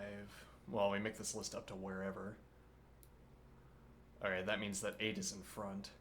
When I remove an element, the question becomes...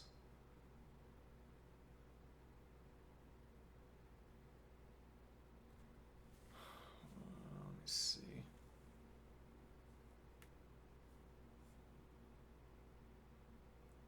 Why is it removing an element? What do I mean? Don't we have to remove... so we might have to shear until we get a 0, and then that's like a multiplier. That's what strikes me at the moment. And the idea is that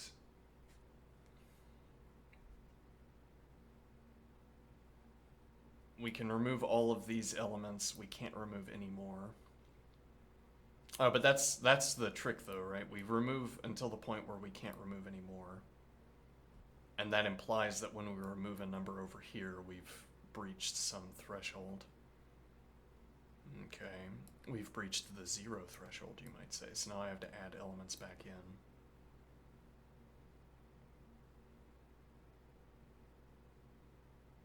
Okay, but now I no longer have that guarantee.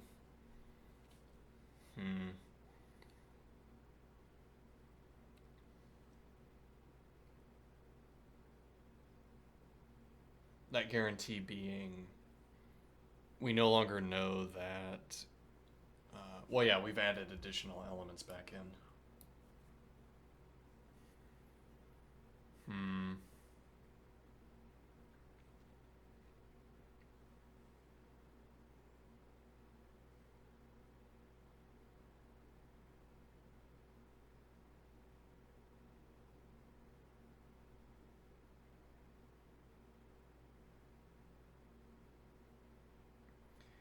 We've added additional elements back in.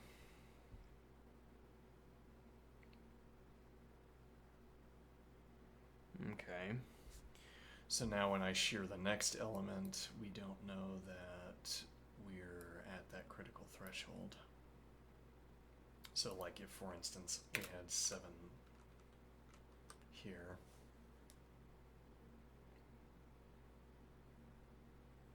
Now I shear 5. We have to reintroduce numbers back up to here.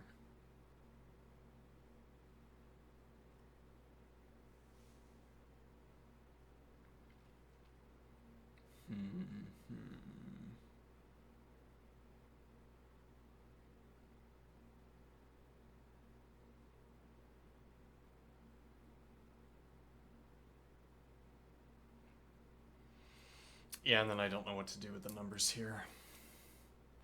The idea would be, I suppose the idea would be that whatever elements we add back in between here and the critical number 5, we add those back into the hash table, and now I want to shear through until we hit the next 0. Okay.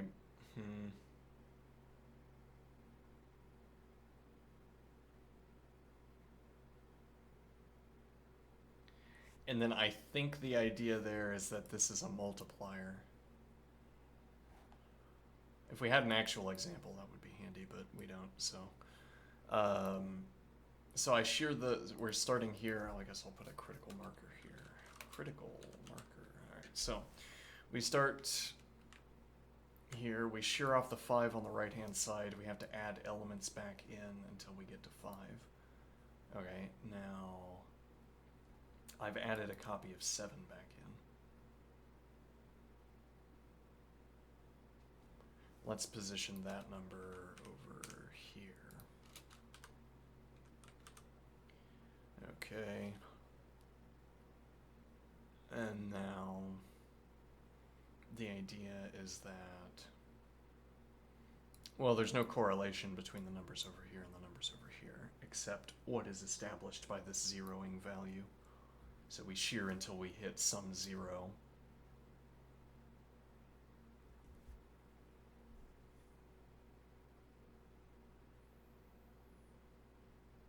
Now, how do I know that the number that I shear off of the right is going to be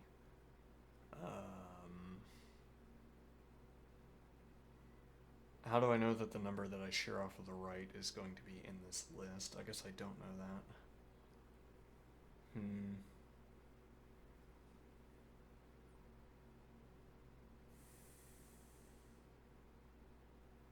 Right, but again, that's the multiplier idea. We don't know that. I guess, I don't know, we'd have to, we're gonna run out of time, but we would have to have something where we can check, is this number zeroed out on the left? So we would have to continue shearing on the right until we find a number, the zeroing number. But no, that's not right either, because we have to keep shearing until we hit 0 for one of these numbers on the right.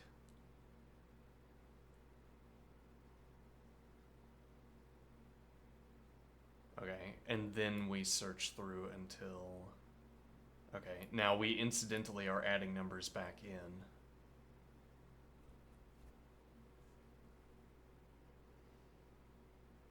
Okay, so are we using the same partial hash? I guess would be a question here. What do I mean? No, this is so much to juggle. Are we using the same partial hash? The answer is no. So we have a partial hash for the left-hand side,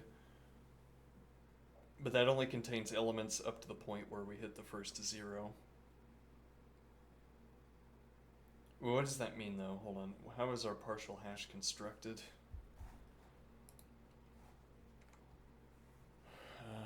Let's see.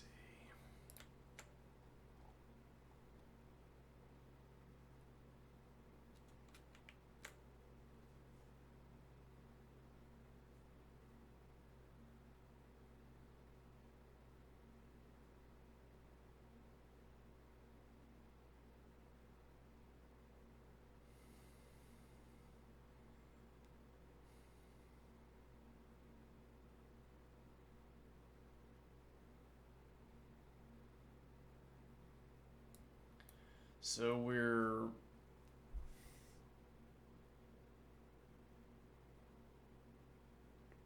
now I don't understand this at all. Yeah.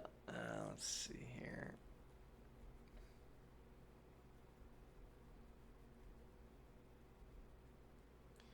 We're cycling through until we get the same number starting from the left as are present in the entire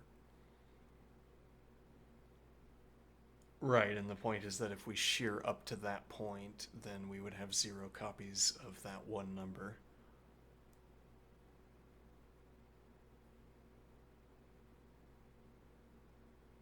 Okay. We would have 0 copies of that individual number, and then we want...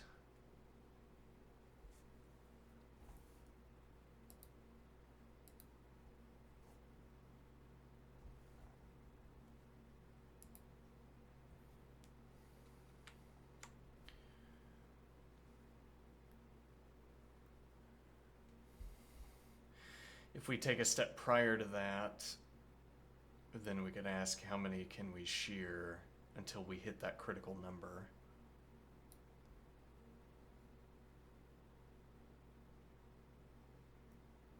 Is that somehow the whole point?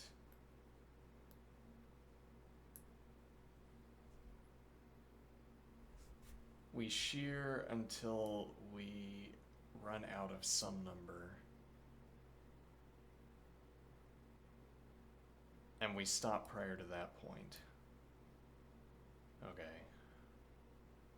And now that's a multiplier, and then we shear from the end until we hit that critical number. Okay, but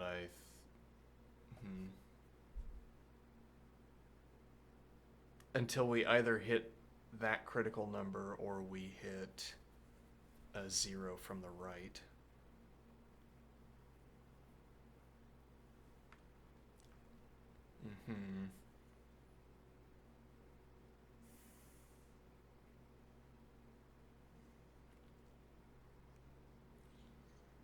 Could be we come back to this during the math segment.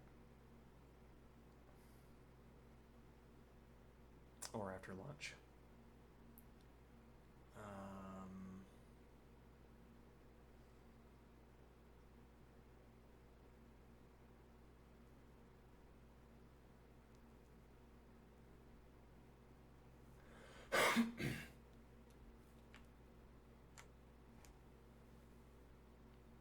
Let's keep grinding this idea. So we shear until we hit a 0, until we've removed all copies of a number. We stop prior to that point. So we're saying 8 is the last, this is the last copy of 8 that we have. Okay. And we have more than one copy of every number that precedes that, where those other copies would be found somewhere in this jumble that you can't read, because otherwise it would reveal that these are not the same numbers. Okay, now, so this is our last copy of 8, so we take the step before that, and that's some number. I mean, the length of this sequence is some number that we have. Okay, put that off to the side. Now, we go back over here, and then we say this and also any adjustment, which is to say we could shear 5 because it's not 8. I guess we need to put a copy of 8 over here. Right, now we shear 5. Okay, that's not a problem. So how many arrangements? It would be 1 times this length. All right, we shear 1, that's not a problem. Another times this length, times the length, times the length. Okay, now this would terminate at hitting 8 because these are the 2 copies. Okay, it would also terminate, this process would also terminate if we hit a ref that is 0 here. So if all of the copies of a number were in this region,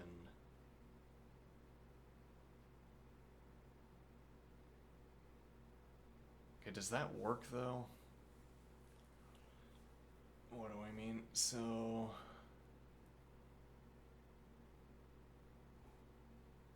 let's suppose these are all of the copies of 5.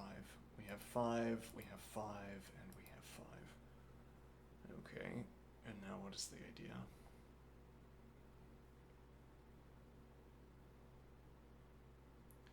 I remove, and now there's only this copy.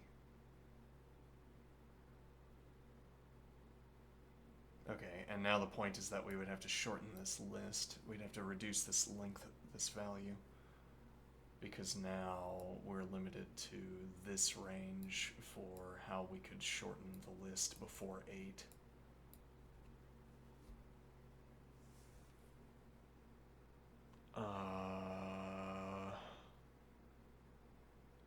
Because we have to retain the 5, whereas before, when we had multiple copies of 5, we could take any of these cases.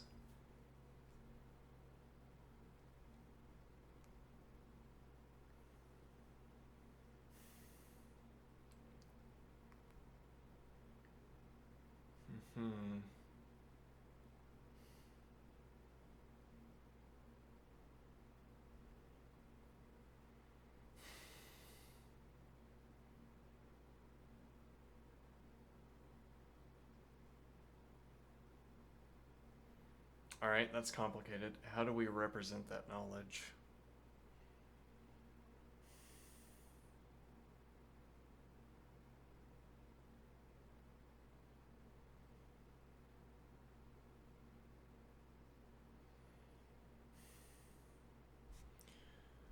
So we've decremented the hash table.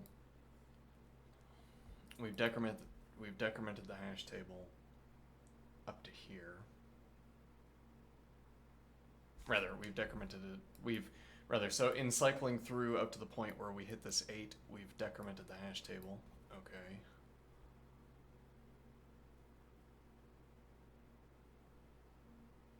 We've decremented the entire hash table, so that when I'm starting from this side, there will be one fewer copy of 5. So I cycle through, I hit this copy of 5, which puts me to 0. And now I need to ask, was 5 in this pile? Or rather, I need to take this list and shear through it until I get to 5. Note the length, and now the multiplier on each number on the right has been reduced to this stretch instead of this stretch. Okay.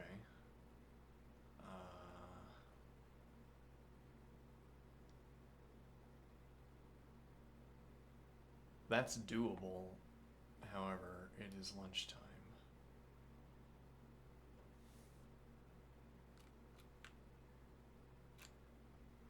Alright, hopefully we've encoded all the necessary information into that.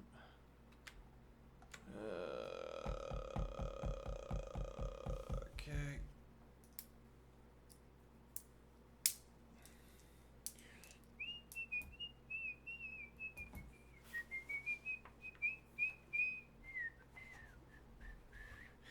Yeah, it strikes me that the post-lunch period of time is perfect for prompt engineering. Perfect for practicing use of a model, engagement with a model.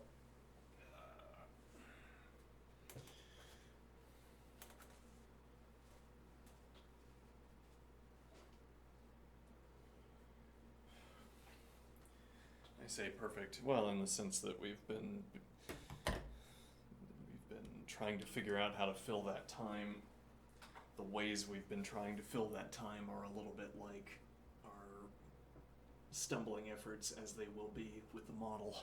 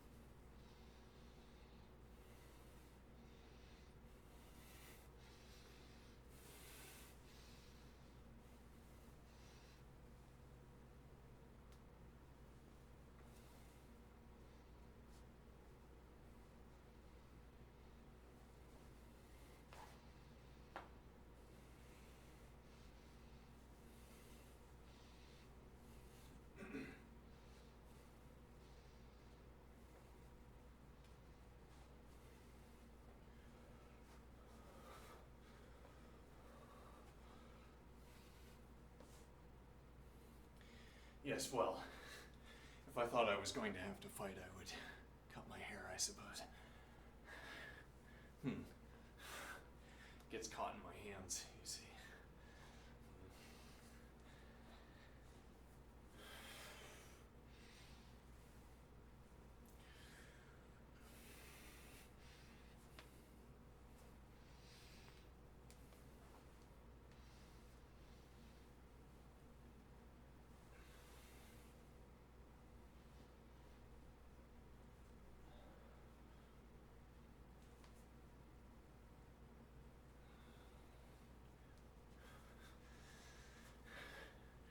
Does it look strange? Does it look funny?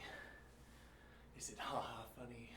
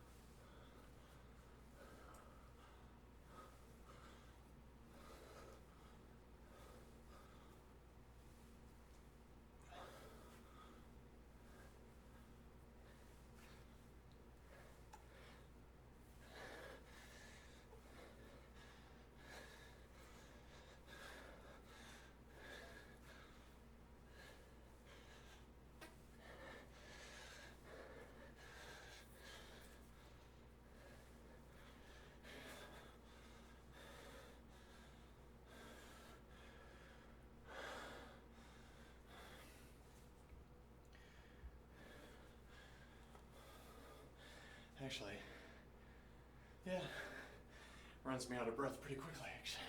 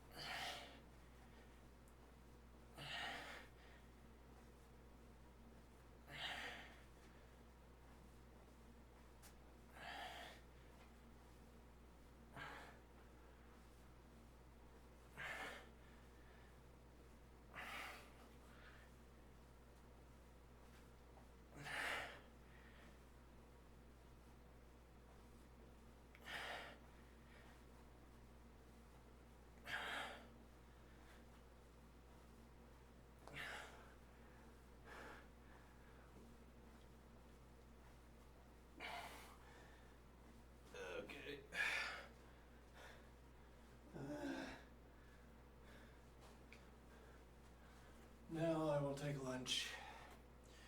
I will return afterward.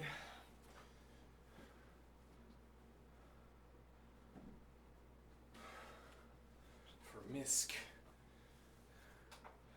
miscellaneous.